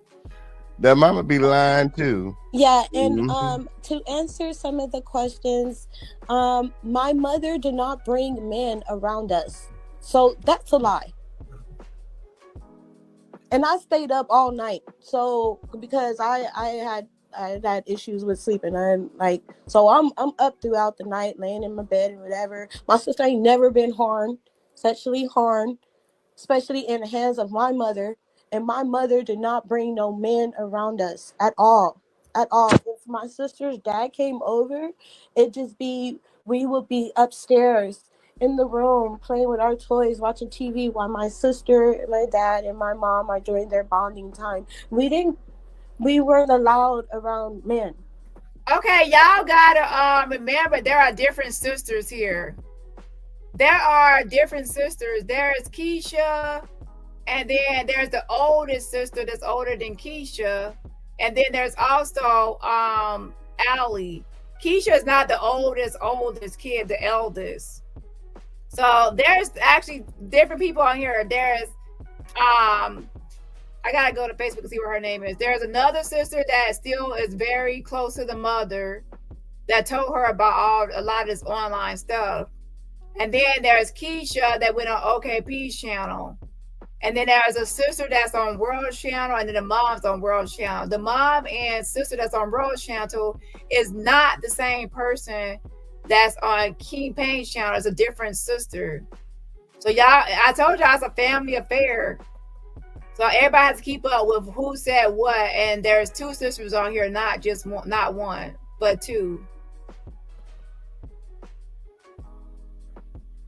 This sister right here, it says that she was close to Allie and that she actually was connected to Allie and still like cool with her, speaking to her until like 9 years ago, until she was like 26 years old. Yeah, Keisha is number 2, Allie is number 3, and there's another one that's older.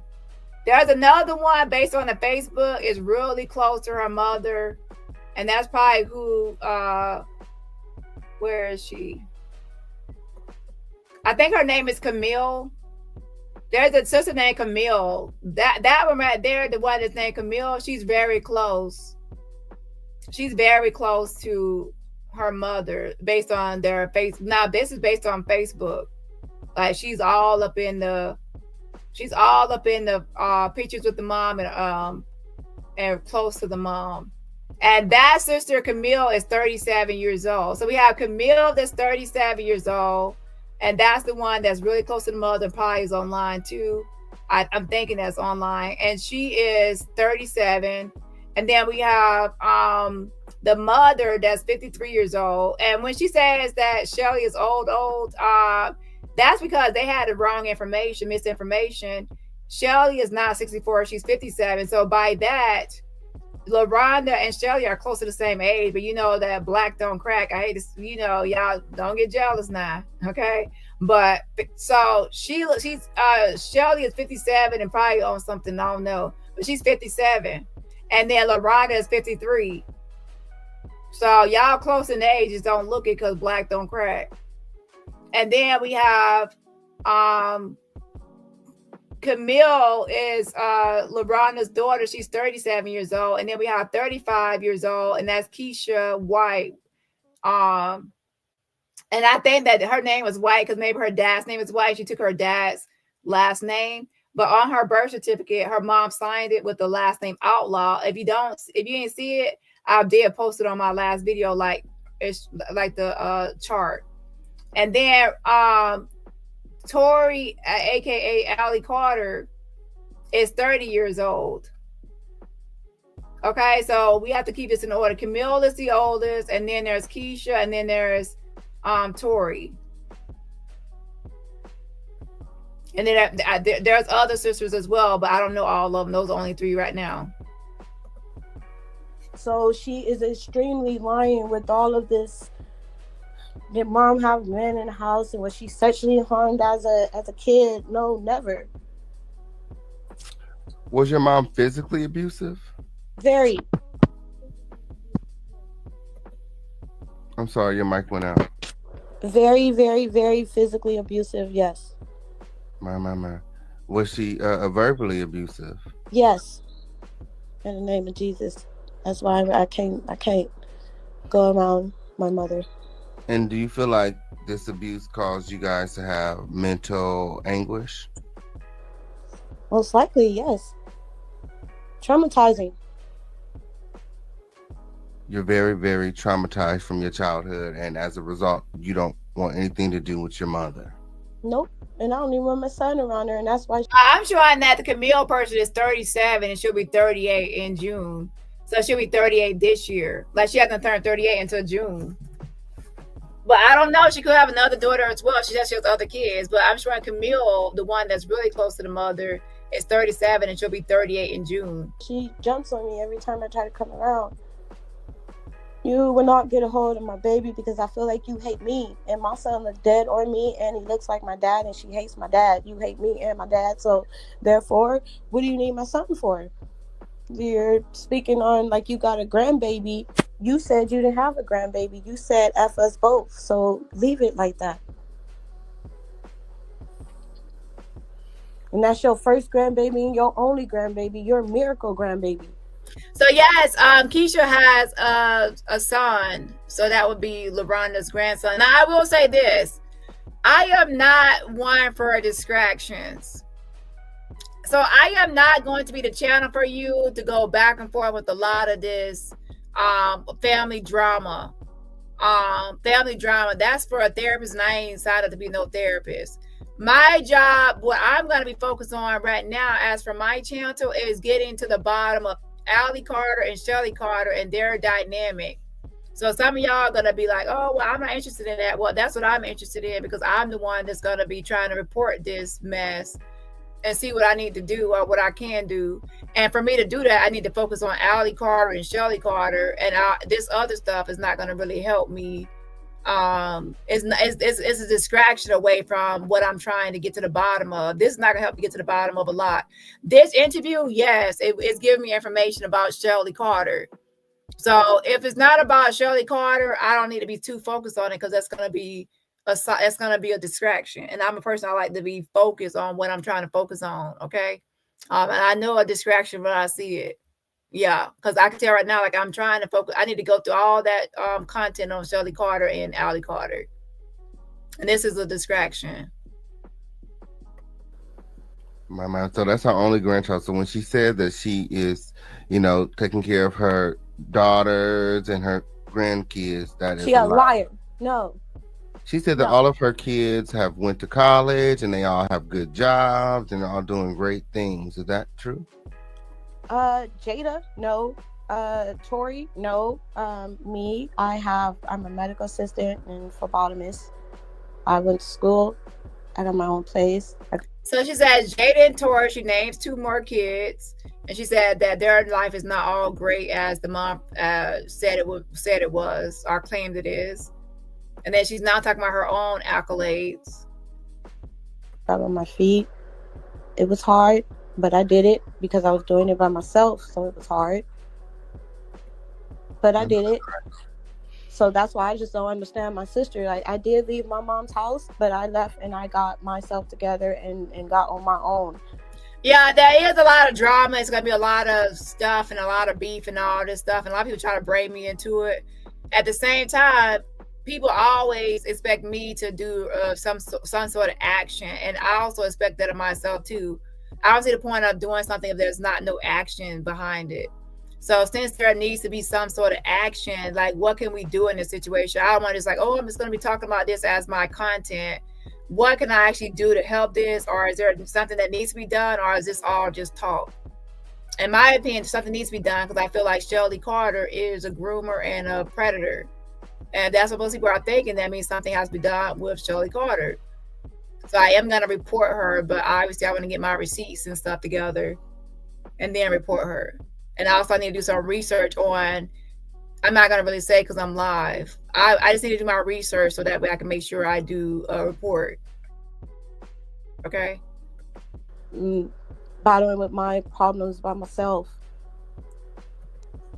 But my other sisters, like, they went a whole different route with it. And I'm like, oh, y'all just really wanted to get away. So it kind of sucks because mom beat on me so much and I didn't go out and do half the stuff my sister's done. And my mother cannot stand me. And I don't understand that. But you're going to get on the internet and say that we're cool. We're not cool. Are any of your sisters cool with your mom? Just the ones that are at home. My oldest sister, she will never leave my mother, and I don't like her neither. And then there's the twins. My other sister, Jada, is not living at home. She been left my mother. She tried to leave my mom when she was 17. And she came to me for help, and my mom fought me because of that. What was I supposed to do when my sister is calling me, wanting me to help her? What, I'm just supposed to ignore her because my mom is going to come after me? Like, that's stupid. So it's hard. Man. I think she said one of your sisters has a disability and is in the home. My twin sisters. The twins do. Okay. So she definitely receives like Social Security or something for them. I wouldn't even know if she sees it now because they're grown. I don't even live with her. I don't deal with her. So I don't know what she receives now. And the twins, they're not able to work? I wouldn't even know. Okay. But your mom, you said that your mom, she's not working, correct? She said that she has a full-time job and, she took off work for a week so that she can, lead the search for Allie. I don't think my mother is working, and it makes me so mad. You want to go search for Allie when you have, man, Allie don't want to be found by her. Like, let it go. Allie said she's not going back. Yeah, neither is Jada. Allie don't want to be found by you. So let it go. But if any daughter wanted to still want some loving from her mom, that probably would have been me. But would she go looking for me? Nope. And she know I'm going through the most. But do she care? Nope. She looking for my sister because my sister on the internet speaking bad on her. And she wanted her to shut up. Other than that, she was going to live her life and like we didn't even exist.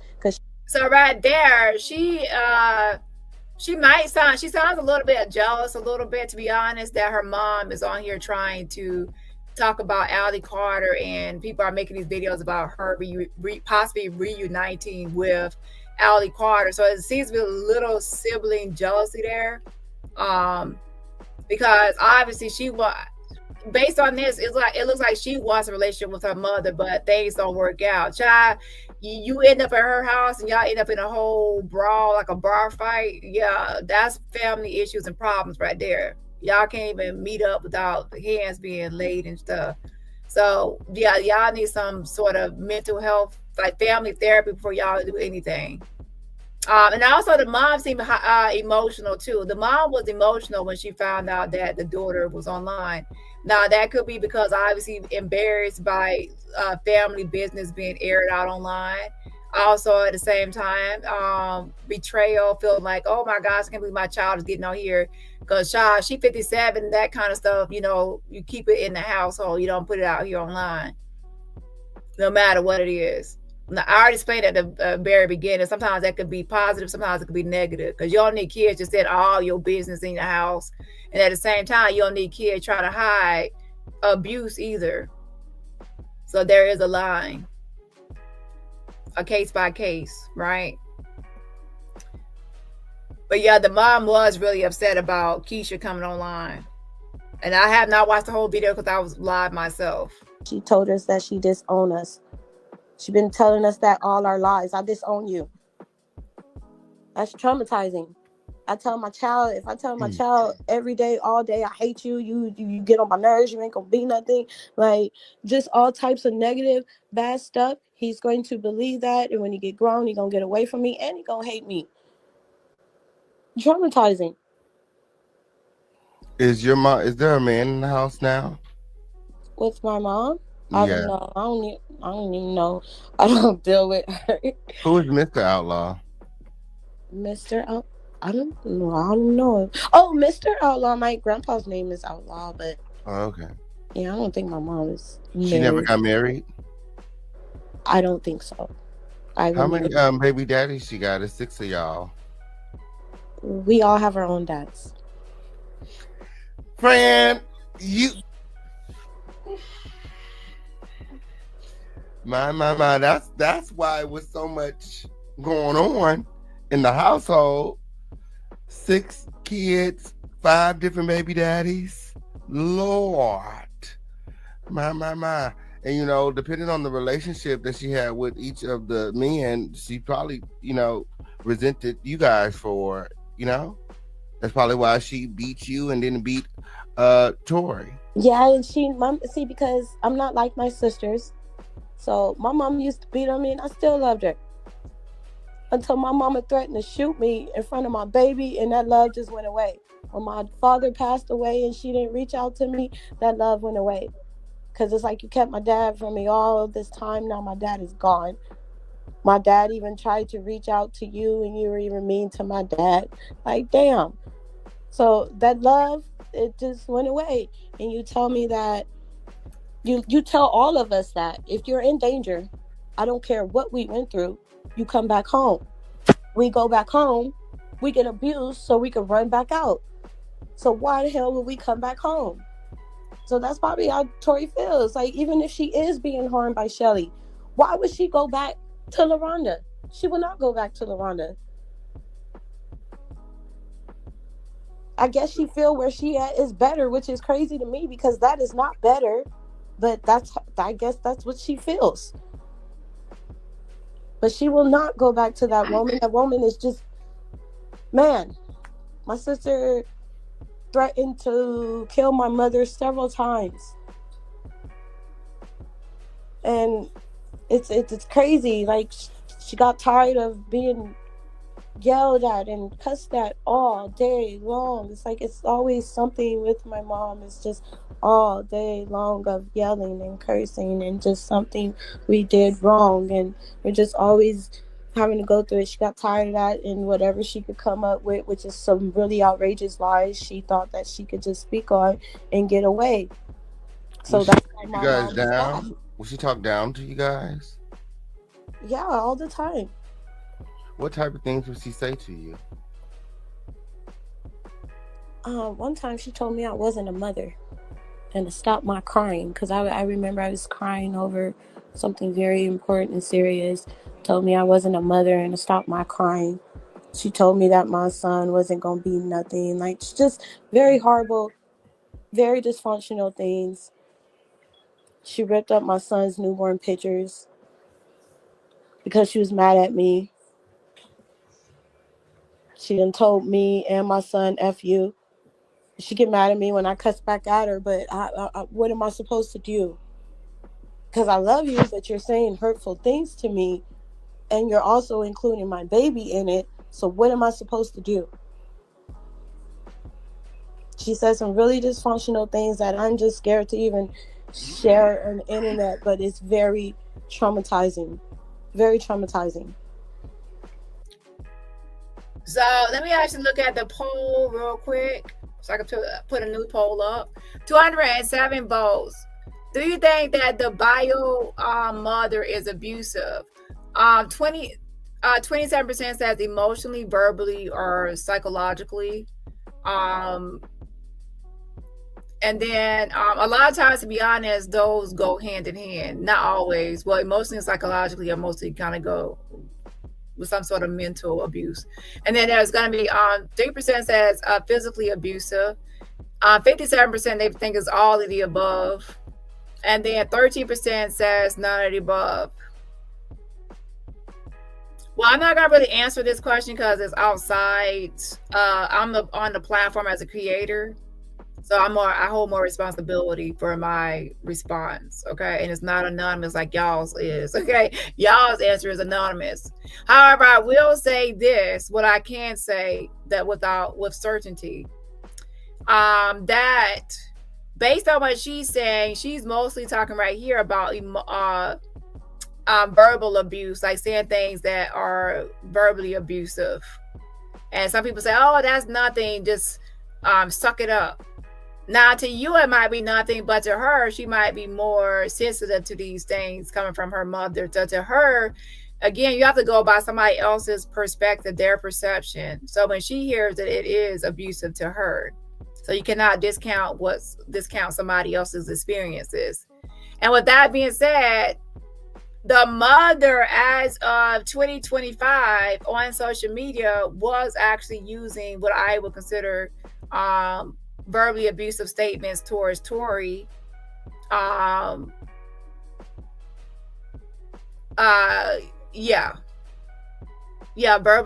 abusive things, saying certain things. People say, oh, she was angry, oh, she was frustrated. You're justifying and making excuses for it at the same time, no matter what the reason or excuse you're trying to say. Okay, she was angry, she was venting, she was ranting, she was frustrated, she was this, she was that. At the end of the day, you can make a bunch of excuses for it, but it was still verbally abusive. It's just that now you're saying she was verbally abusive, but here's the excuse, here's the justification, here's the excuse or reasoning, or you're justifying it. But you still gotta admit it's still verbal abuse, but you gave an excuse for it. So you gave her a pass because of XYZ. But this still does not take away from the fact that it's verbally abusive. To hear that, you can say, oh, no, it's not. If your parents said to you, you're a waste of life, and if I could go back, and I can't remember exactly what she said. I think she said something about you're a waste of life, and if I could go back, I would have probably not had you or something. She could have kept that inside her head, because once it escaped her lips, it became like nobody really wants to hear that. Okay, that can be verbally abusive to a lot of people. So that would be my vote, that I do believe that she's in that bracket. And again, if she had not come online, and that's not the only thing she said. She said something about like how she would allow her in her house. Like she was being demeaning towards her about not allowing her in her house. People say, oh, I won't want her in my house either. It was a lot of things, and once you add up everything that she was saying, it was verbally abusive and abrasive. And it's not like I'm saying that. So since she was doing that this year in 2025, that makes me believe it that she also was doing it when they were younger, and that she has not changed, that she still is the person that will get you with the mouth. Like she will get you or cut you with her mouth. Okay, very abrasive with her language in her mouth to get you. Okay, so with that being said, that makes me believe that yes, they probably did experience verbal abuse, because she's still verbally abusive in 2025. Okay, and for anybody that gets really below the belt when you're angry, it's time to start saying, when I'm angry, I'm gonna make sure I leave the room, or I walk away, or go away, because I don't want to say something that's below the belt, and then to you, you're angry, you're just venting. To the other person, now they're going to feel hurt by your words, and it could be considered abusive. So it's best to just leave and calm down before you say something like that. Okay. Yeah. So let me take that poll down. The last poll is going to be about what do you think about Tori Outlaw? So let me gonna put her poll up. Tori Outlaw, by the way, is Allie Carter. That's her. Tori Outlaw is her real name. Allie Carter is the name she changed to. So technically, since her new name is Allison Carter, that's her new name. But yeah. She told, oh, I wish I aborted you. I wish I never had you. And she says right here that her mom said, I wish I had aborted you. I wish I never had you. So this is something that she's still saying today, but in different ways. So even Tori, in a different way, like a waste of life, like which she says that sort of thing. She threatened to kill us several times. Like, she just get mad. She say weird, dysfunctional things. Like, you don't say to your children because it's damaging. Yeah, our kids is a handful. I got an 8-year-old, and I got an 8-year-old little boy that is up in the age, and he wants to talk back to me, and he want to do all this, and I have to understand that even though I don't want him to do this, trying to shield him from it, it's just gonna make him go out and do it even more, and I don't want that. And then to beat on your kid, that ain't gonna help. That's just gonna make them be more. Sometimes it'll help and sometimes it won't. And when my mom beat me, it didn't help. It just made me hate her. Absolutely. And I'm so sorry that happened to you. No child should have to go through any of that. You know, it's really unfortunate that you had to experience those things. You said that your mom did, she was also abused as a child. Did she ever tell you about this abuse?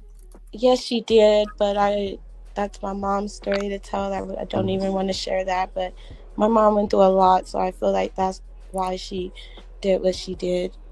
But this would be the reasoning or the justification for why she would beat you. I feel like it. I feel like my mom took her anger out on me because that's what happened to her. Out of all of her siblings, from what she told me, I was an anorexic kid. I would starve myself, wanting to get out that house. Like, I knew I couldn't just call CPS, call police, tell them. I couldn't just tell because I didn't want my other sisters to go into a foster home. So that's what I didn't understand with my sister. But you're lying, and the lying got our other sisters put into a home because you did some lying when you shouldn't have lied. You should just tell the truth and let it be the truth of your own story. Did she ever use objects or weapons, or did she just fist fight you with her hand? Whatever she could use, involving me.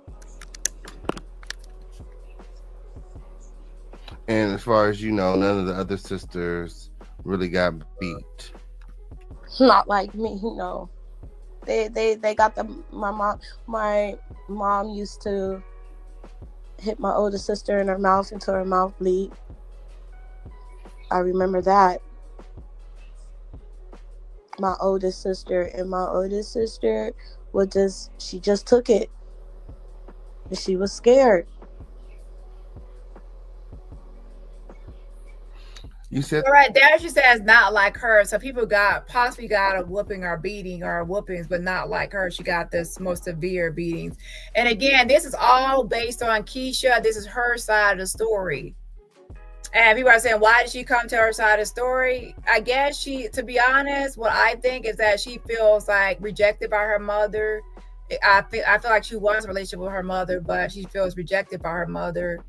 And jealous how her mother's on here, like fighting for, or allegedly fighting for reunification for Allie Carter, with Allie Carter. I don't believe that she wants reunification. I believe that she wants to clear her name and stop the talking.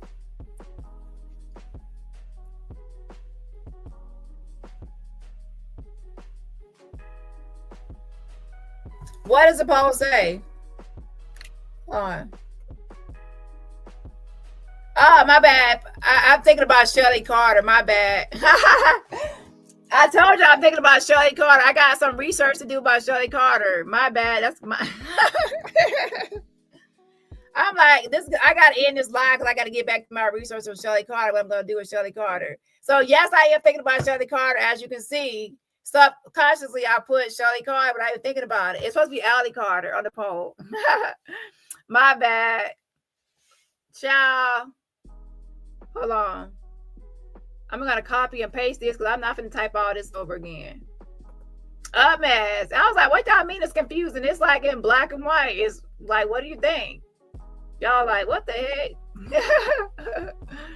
Oh my gosh. Hilarious. So yeah, I'm going to redo the poll. A mess. Shout out to the official campaign. Great job on this interview. Make sure y'all follow and check out the official campaign channel. Make sure y'all check out his channel. He's the one that did the interview with Keisha, the sister. Okay. So we're almost done. We got about like 20 more minutes, or should I say 18 more minutes of this. And then I'm gonna get off. I'm not gonna come live Sunday. I got some stuff to do, and also I want to get to the bottoms of some stuff off social media. I want to look into some things. I can't be live if I'm doing it. Okay, hold on. That you're scared of your mom to this day. Why? Yes, I am, because of last time I seen her, she attacked me. She threatened to shoot me. She tried to take my baby from me. So You said she liked to get you around a certain group of people. It's other people around when she's attacking you? So I got attacked one time in front of her friend, and that friend didn't do nothing. And then just my sister. Like, we gonna get you home. And then my oldest sister will always be her protection. And my oldest sister know that it's wrong. And I wish that I couldn't even make no complaint against police, complaint against my mom. I got jumped on in front of my baby. My baby told the whole story, meaning I didn't do nothing wrong. I got attacked by my sisters that are so sick too. My twin baby sisters helped. How do y'all help and y'all sick? And then I'm sick and I'm battling with all these health issues. And my mom, they done did some damage from jumping me. I'm going through the most, and police didn't do nothing. Like, they never do nothing to my mom, and that's why Tori is so angry. I'm pretty sure that's why she just says all types of stuff about my mom, because it seems like my mother. So it's her. She was actually fighting, I guess, her two younger siblings that are the twins that are sick, and then she also was fighting, I guess, with her mother, and then also her older sister that was in the house, and then I guess, and then her son was there to watch this whole thing go down. A mess. But I say, Ayanna just packed her bags and said she on vacation, child. Okay, so I guess we gotta find somebody else other than Ayanna. We already know Dr. Phil don't do nothing but sit there and eat his nachos. Okay. So, y'all, this is a mess. What, child? Will never, ever get in trouble for anything that she does. Why? Because she makes it look good that she take good care of her daughters. And if there was anything that you could say to your mom today, what would you say? I don't even know. My father is gone. I just hope that nothing happens to my mom. I love her, but I can't be around her. But I do love her. But I can't be around her. And if something was to, I don't even want my son around her. Like, it's crazy. And what about? So here's my thing with this whole thing. Who's at fault or who's at issue with this whole thing? In my opinion, when something like this happens, everybody needs help and everybody needs work, because there should be somebody in the house that says,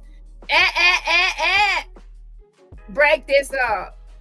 Like, this should be, let's break it up. There should be been somebody that said break it up.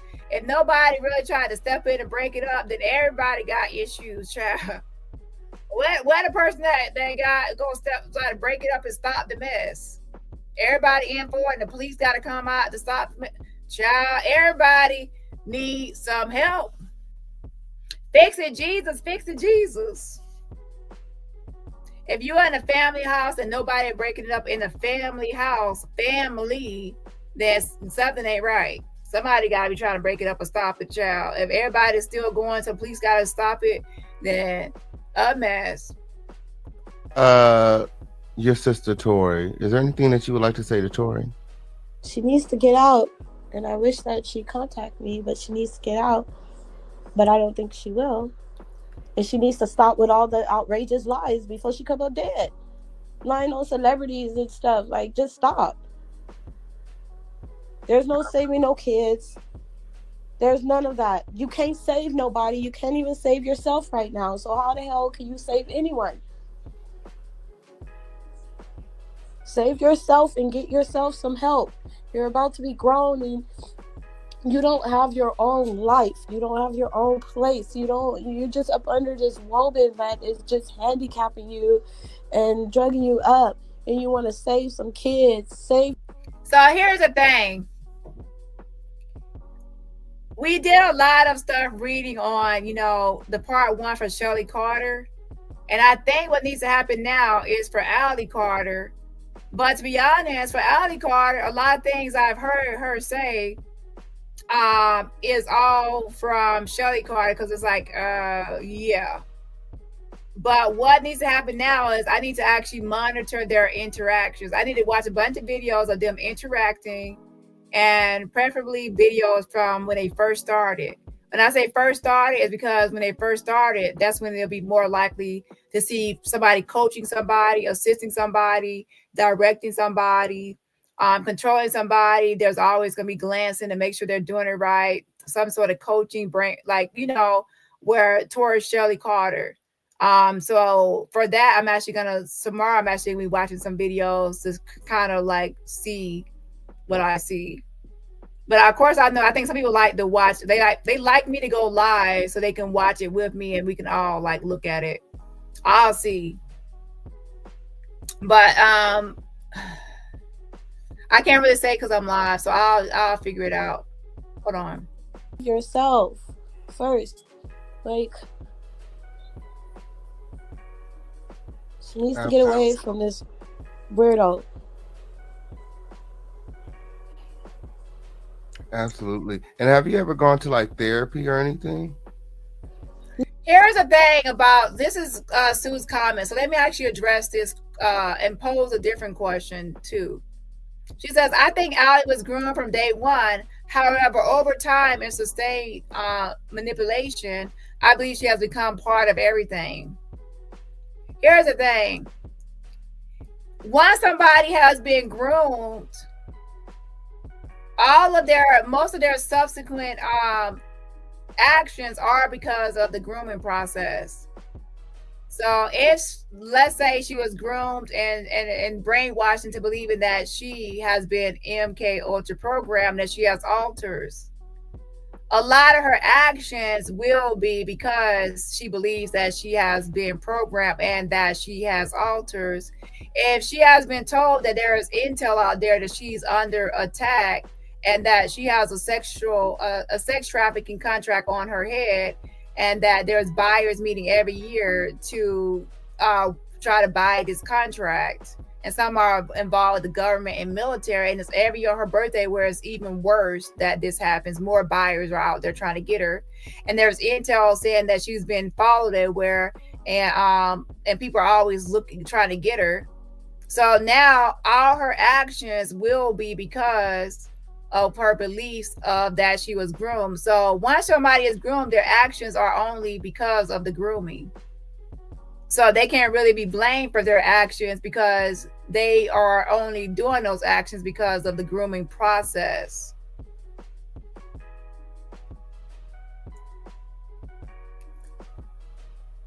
Yeah, she accused people of SA, but a lot of that stuff that she's talking about, some of those people that are outside of her generation.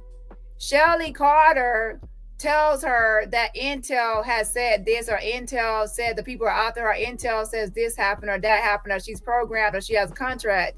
So what if Intel is the one that's saying all this stuff, and then Shelly is feeding it to her, saying this is all Intel, and all the statements she's making is coming from Shelly Carter? Because what I'm saying is she's parroting and regurgitating and saying a lot of things that came from Shelly Carter.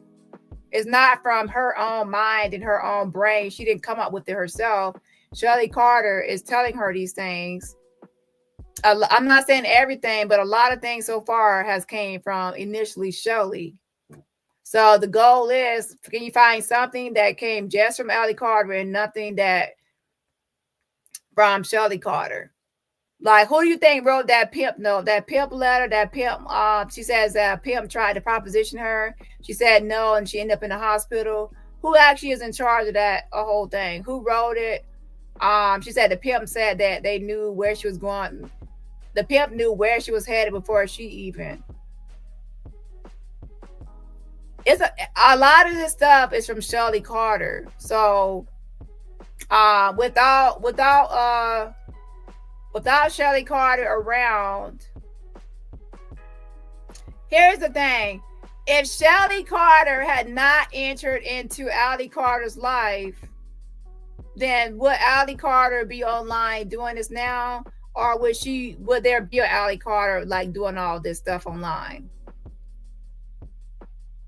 Shelly Carter also was the person that was reporting stuff to CPS on behalf of Tory. So Shelly Carter didn't make all those CPS calls. It was actually Shelly making those calls for her too. So, and then also the sister said something about inappropriate stuff and inappropriate behavior between the two of the sexual kind. And if that's true, then, you know, that would mean that from an early age, when she was still a minor, that Shelly Carter probably already thought about sexual things with the girl. Because why would she all of a sudden start developing sexual feelings if she, I'm saying for those that believe that. I don't know. But all I'm saying is that once if you believe that somebody has been groomed, most of their actions are going to be because they were groomed or brainwashed. It's not going to be because their actions for like their individual self wanting to do it. It's not saying every action, but it's saying a great deal of it. Yes, myself. Yes, I do. Absolutely. Yeah. At this time, I want to know, would you be open to taking any questions from the audience? If they have any, sure. And yes, everybody know based on that letter that she posted that it's either Shelly that wrote that or Shelly Carter. And I'm not trying to just bring up Shelly, but based on somebody, it sounds like somebody pretending to be some sort of black male pimp or speaking Ebonics, and they're failing at it. That's what it seems like. You know, to me, Shelly Carter is the one that did that. And I feel like she uses, just like we saw in part one, she uses that intel thing as a way to keep Allie in line and to keep Allie Carter in a state of constant fear and paranoia. We got to be on the move. We got to be on the move. You can't be around. You can't be away from me for seconds, or they're going to get you. Okay. Audience, I'm going to go ahead and drop the link. If you guys have any questions, you guys can come on up and ask Allie's sister 1 or 2 questions. Don't be up here too long. Okay, I'm going to put the link in the chat. You guys remember to support the show. We have Cash App, Super Chat, Venmo, Zelle, Crypto, PayPal, however you want to do it. If you guys are enjoying the content, if you guys are enjoying this exclusive, make sure that you hop out of the bushes and support. We cannot do it without you. Let's go. I think you're talking about the same thing as Sue. That you're saying the same thing as Sue, that you feel like she was groomed, but that she goes along with it. Not fully a victim. Have y'all seen the Gypsy Rose movie? Isn't that like confusing the whole Gypsy Rose story? It's like after a while she kind of knew that something was off or something was wrong, that something was off, but then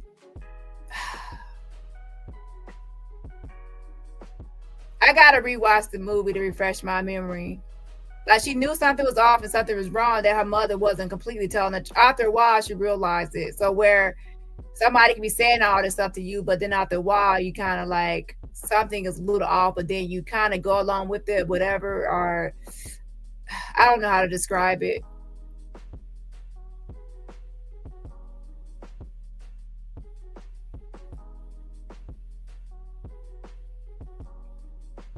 There's also like trauma bonding, and there's Stockholm syndrome. Somebody said something about hero syndrome. Munchausen syndrome by proxy, should I say? I don't know, but yeah, thank you. Shelly is crazy. Shelly, well, I can say based on part 1, something has to be done with Shelly because she is crazy. Like, even if Allie was in on it, but if Allie was in on it, would Shelly then be crazy, or would they both just be actors? See, if Shelly is in on it, then it kind of, but not really, because how can she be in on something that's inappropriate from the beginning? Like, I don't know, y'all. I have to think about this some more. This is a crazy situation. And now with all this family drama, it's getting more crazier. Okay. That's why I say I have to decide what I want to focus on. Am I going to focus on family drama, which is more messier, and most people probably like the entertainment mess more? Or focus on like what can actually be done if something needs to be done as far as Shelly Carter, and if there's actually a victim. Is there an actual victim in this situation or not? That's the question. If there's not a victim, then this is all just, whatever. If it is a victim, then something has to be done, obviously. And sometimes at the end of the day, it's not up to you to decide. Whatever you think or whatever you believe, you just report it to the authorities, and it's the authorities' job to investigate, and they decide, because they should know what to classify something as or what not to classify nothing as. So you just report it, and then you leave that up to the authorities to investigate. I'm just saying, because they will have the more tools and resources and capabilities, and also the legal right to investigate. The link is in the chat. If you guys have any questions, keep it cute. Thank you so much for coming up here and bringing some clarity to all of our questions. This is a very dusty situation, I would say, with everyone, just trying to protect themselves. We get the whole stereotype, what goes on in a Black household stays in a Black household, but it's 2025, and it's just the year of truth, okay, and clarity. And I really appreciate you for standing on business and living in your truth. Mm-hmm. And that's a good point, Crystal. I don't know if you met Shelly, but what happens? Do y'all think that Shelly is somebody that actually believes that she has persecutory delusions, meaning that she believes that people are after her or out to get her? Or do you think that she is her intel, or some voices in her head, like Dani Lynn said, and she's the actual one that's the mental patient, and her mental illness is been, and then now Allie doesn't realize that she's in the hand of a mental illness psych ward patient that escaped from the psych ward. Okay, because that's what it sounds like. And when she's rambling and going on and on like a nut. So she's a calculated psycho nut that knows what she's doing and making up all this intel shit, or she actually believes and this stuff in here is a schizophrenic person or something. I don't know. Or something else that has delusional or persecutory beliefs. And then on top of that, then Allie might have issues. So then there's two people with issues. But the worst thing you could probably be under is you start believing somebody that's a schizophrenic, and you start believing all their paranoid delusions and their persecutory beliefs. Lord have mercy. Like I said, it sounds like a Lifetime movie at this point. To be honest, you just brought up an interesting point. My.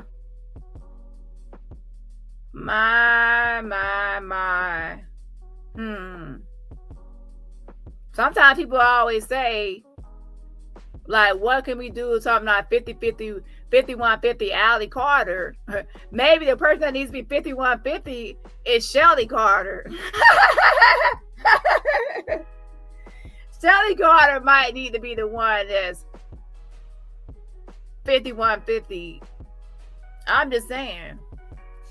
She probably needs to be the one that's taken away. I'm just saying, because all the ramblings and all the stuff that she says the same thing as Allie. So if Allie Carter is the one that y'all said 5150, then what the hell? Because she gets all her shit from Shelly Carter. I keep on saying she gets a lot of this stuff from Shelly Carter. So if she got it from Shelly Carter, then that's the nut.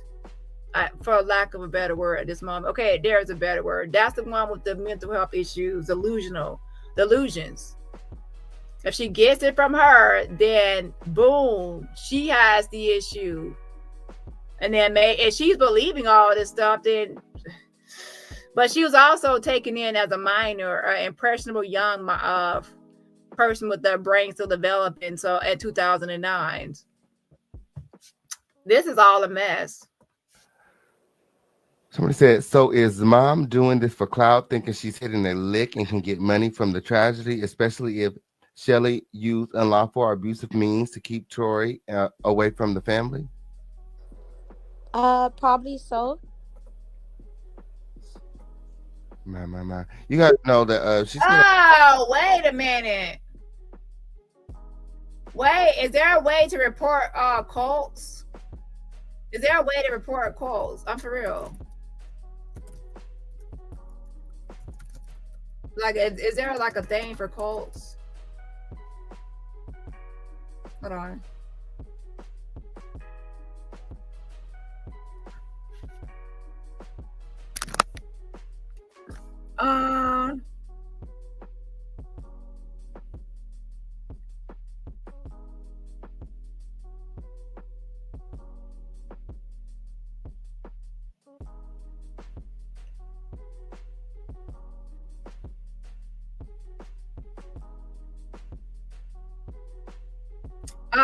There's organizations for it.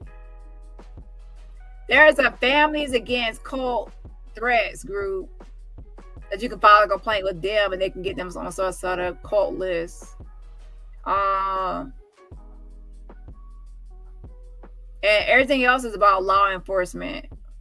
So I don't really see anything besides that. Most things are law enforcement stuff. A lot of money for these interviews. She's getting a lot of money for these interviews. They're dropping her Cash App win. So that's part of the reason why she's sitting on these lives for 8 hours at a time. We have some questions. We have some people backstage. Let's see what their questions are. Hey, Storm Radio, what's going on? Yeah, there is a disorder called PDD, or something like that. All right, it's a PPD or a PDD. I can't remember. I think it's PPD, paranoid personality disorder or something. Let me see. I think it's PPD.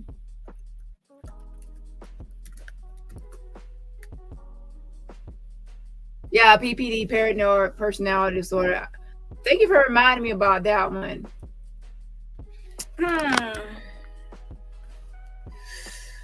Let's see here.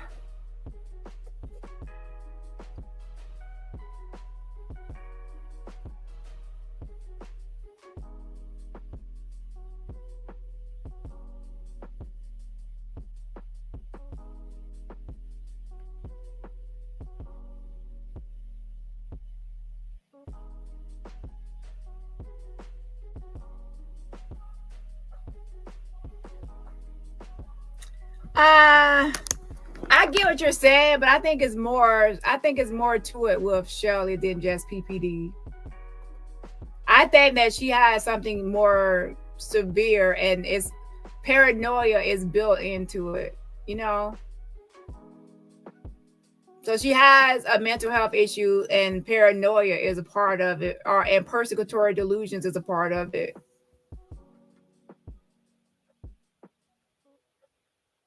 Hold on. What's going on? Hey, how you doing? I mean, you on this broadcast and for having the guest. this young lady have laid down in my purview answers that needed to be answered, and I could. She has, in my opinion, is. Your mic is not coming through clear. Something's going on. We can't hear you. It's computerized. Can you hear me okay now? Yes. Okay. No, you're breaking up again. You probably have to come back and during the show. You have to drop down and come back. Hey, Southern Girl, what's going on? Southern Girl, you got to cut the sound down in the background. What's going on? I just have a comment. I did drop a I'm so sorry. I'm sorry, I'm turning it down. Okay. I was listening and I've been trying to figure it out, and I'm not gonna mention the person name who ain't supposed to be mentioned. But this young lady here seems to me to be a little bit more credible. So some people are automatically that she's more credible. And why would she all of a sudden be more credible? Because she does seem more down to earth, and she's not yelling, she's not screaming, she's not this and that. Yeah. So I will say she was not really saying any far-fetched stories, but it doesn't mean that everything she said we don't know, because we were not there. We could only listen to all sides. But I can see what she's meaning. She's not going to the scream, making up like a scream statements. Okay. So look, Toya says, I don't believe Shelly is a mental, like she's mental. I believe she wants control and likes the feeling of all this leadership ish. I don't think Shelly is delusional. See, that's the thing. A lot of times people go straight to thinking of like schizophrenia or schizophrenic stuff. It's a lot of times it's a personality disorder. And personality disorders, to be honest, a lot of times not no cure for it. For a personality disorder, there's like help with it, but not a cure. And I've been calling her a psychopath because that's what I believe she is, a psychopath. And a psychopath is everything is calculated, methodical, and planned, and this and that. However, for the purposes of filing some sort of report, to be honest, I will label her as a schizophrenic, because that's when they'll take a call. Saying, oh, somebody is all the things she's believing and saying, she might be, it's all, in my mind, it's calculated and planned and methodical, and she doesn't really believe it. She's just making it up. However, if she wants to play those games, listen, if she wants to play the games, act like she believes all this crazy stuff, then I will label her as that. And I wouldn't label her like that. I will pretty much describe her as somebody with those thoughts and beliefs all over the board. And then they would think that she needs mental health help. So that's her fault for playing those games. You know what I'm saying? Don't play like you got some sort of mental health issue if you don't. Okay, you're a psychopath. Then you'll end up in the straitjacket and you're like, oh, I'm not. No, well, I don't believe in all this stuff. But you were online saying you believe in all that stuff. So you start faking it, then you just gonna get caught up. Ooh.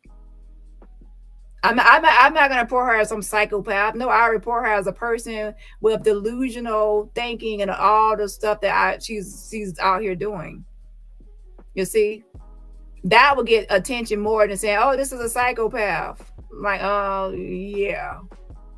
And I do believe a lot that she's saying, but I did put a sticker up, and she said that she didn't change her name after the fact.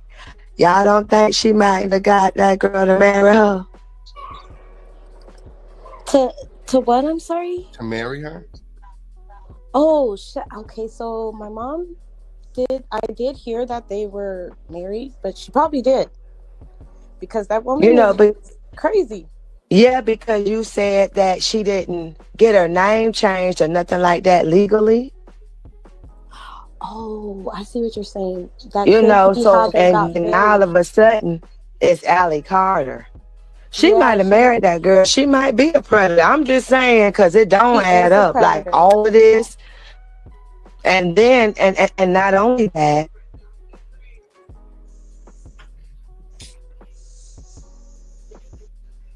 And not only that, you know, all these stories, but if you saying that that lady been giving her pills and meds and all this kind of stuff, and they on the run, well, where the hell is she getting it from? I don't know. I do know that this woman knows a lot of important people. Important people that are probably all bad cricket people. That's helping her out, so it makes no sense, but it's scary. And the way when I be looking at some of them videos, you know, they got all this help and stuff. They shouldn't even be in no van. And why they running for their life? You know, what they running from? If that's the case and she a social worker, she should be trying to get all the help she can get for this girl. Yeah, I don't know what happened, because when they stopped talking to me, that's when they moved out of the place and they became on the run. But I pointed out something that made them stop talking to me, which was this woman being like intimate with my sister. That's disgusting to me. And to always act like you're constantly on the run. So she can't have no real stability and there's no stable place to be. Are you pretending like it's not? That's also a way to you know, keep her away from anybody else, to keep her to yourself. Like, that's like almost like a kidnap situation. Yeah, the more this goes on, it's weird. But that's if you see Allie as a victim. If you see her as a willing, complicit person in all this, it is just two crazy people traveling and being a nomad. So it depends on how you look at the situation. From one side, if you look at the poll, if you see her as a victim, then you see her that she needs help. If you don't see her as a victim, you see her as somebody that's a willing, complicit person in all of this. And with that being said, that means there's nothing needs to be done besides you recognize that she was possibly preyed upon at some point, but now she's just a willing participant in all this craziness and mess. And she's in on this whole scam to live a nomad lifestyle and have this army of people in this whole lifestyle as a traveling bomb or whatever. For those who watched part one, what do you think about Shelly Carter? And the reason I said part one is because part one is essential and to get into the mindset of Shelly Carter. 34% says she's in on it and she's not a victim. 46% says she was groomed and is a victim. 18% says still thinking about it, and 3% says see comments for their opinion. So I will check the comments for y'all's opinion. I'm still thinking about it, to be honest. I need to watch more videos, and maybe at the beginning of all of this, I need to see if she how often she's been watching and also coached.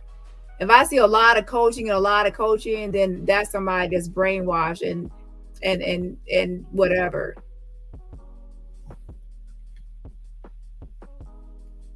Also, what I'm noticing a lot of is a lot of posts about being sick and excruciating pain and this and that. And also her sister mentioned how she went to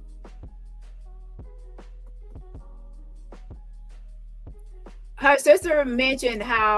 that Shelly was giving her medication and how she had these side effects.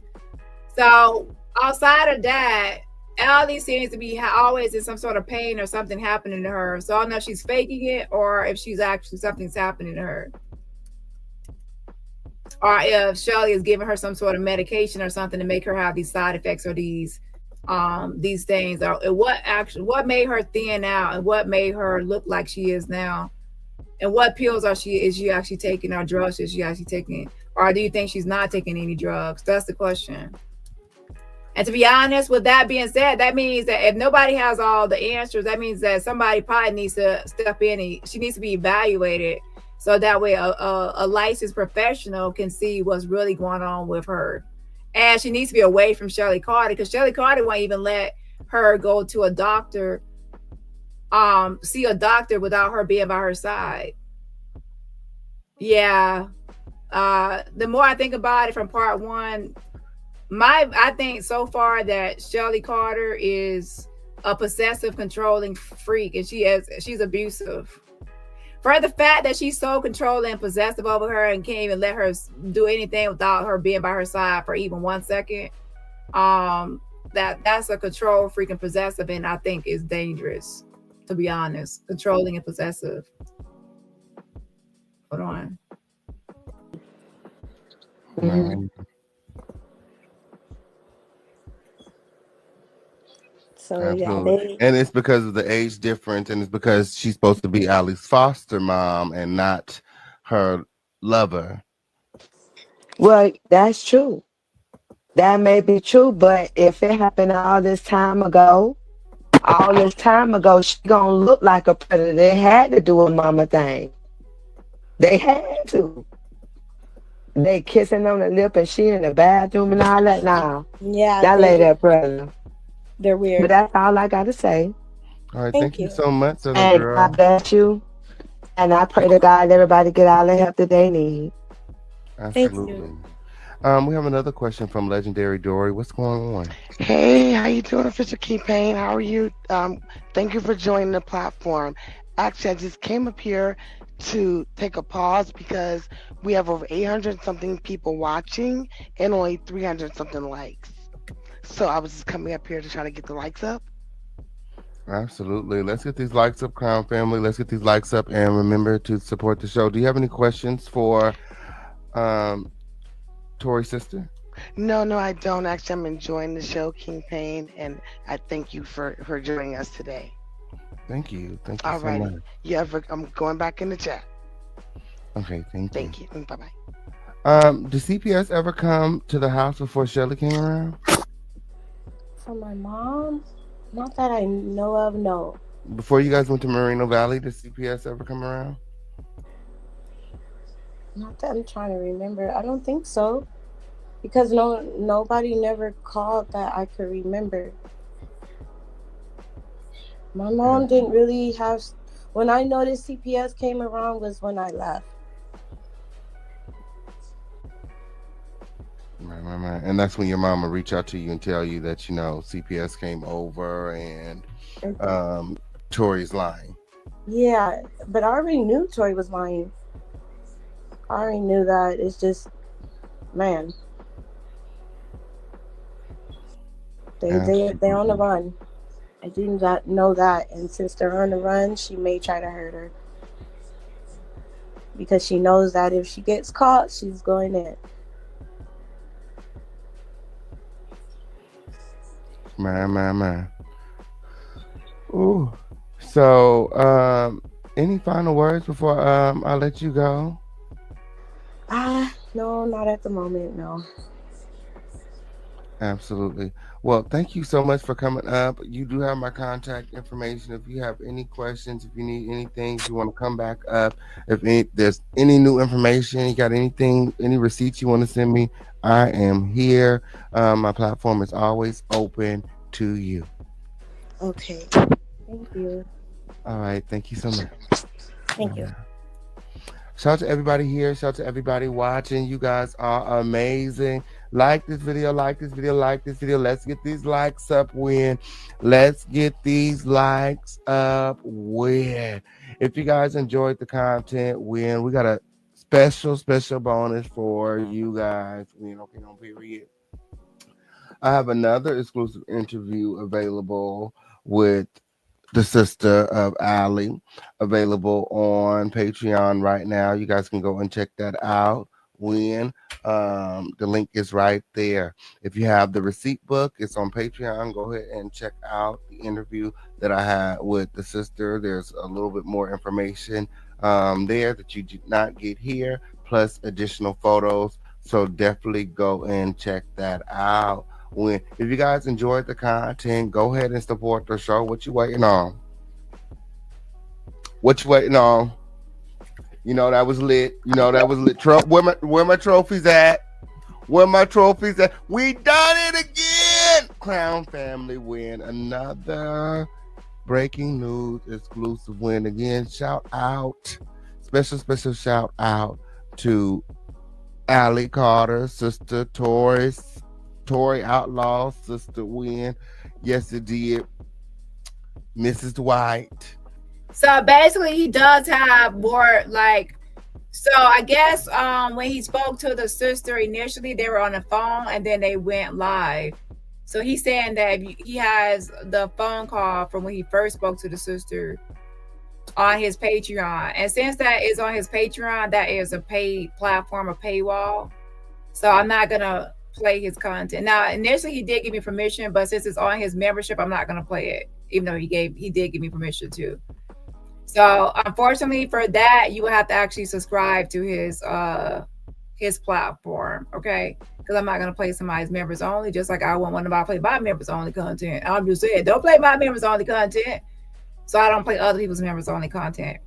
Okay, so with that being said, that's going to be it for tonight. For those interested, check out his Patreon. He has the official King Pain Patreon. If you want to hear the phone call he had with Shelly Carter's sister before they went live, okay?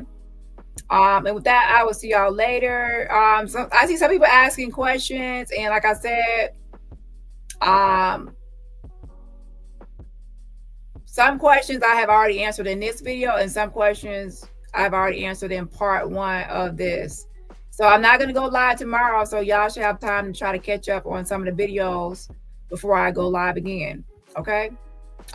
If you don't watch anything, I would say watch part 1, where I spoke about Shelly Carter. It's a long video, but it will give you a lot of insight into Shelly Carter. Okay.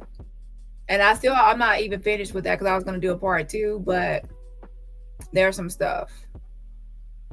And I can't really say what I'm doing because I don't need anybody to disrupt anything. And with that, y'all have a great rest of your weekend. I will probably see y'all on oh wow, it might be Wednesday. Yikes. Depends on how things go. It might actually be Wednesday, but hopefully it's not. Maybe I can squeeze in something before then. All right, y'all have a great day. Bye.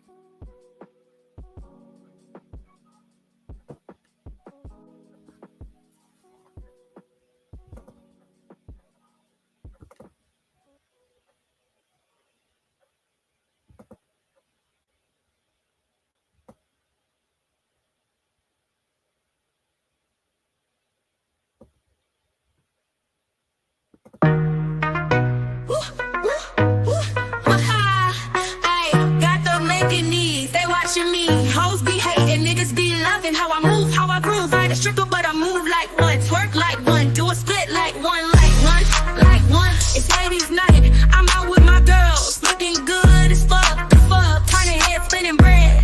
He like what he see, he breaking his neck, he wanna spin his check. On me, shaking my hips, glossing my lips, nice curls, hair done, nails done, flipping my hair, winding my hips, doing a dirty wine. Looking fine. Watch me do me. I got the making knees. I get low to the floor. It's twerk. Watch me speed it up.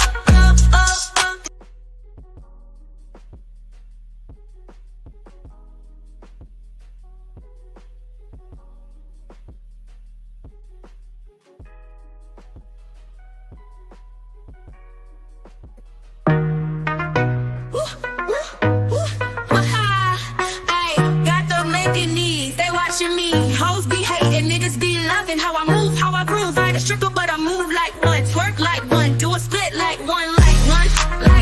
It's ladies' night, I'm out with my girls, looking good as fuck, turning head, spinning bread.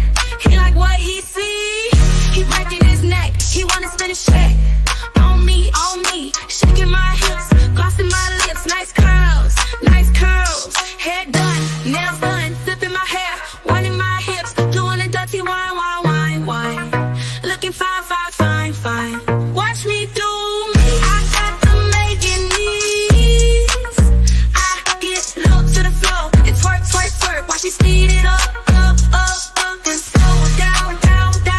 Now I'm running it up like a dance hall queen, sipping on drinks, sliding to the floor, getting low to the flow.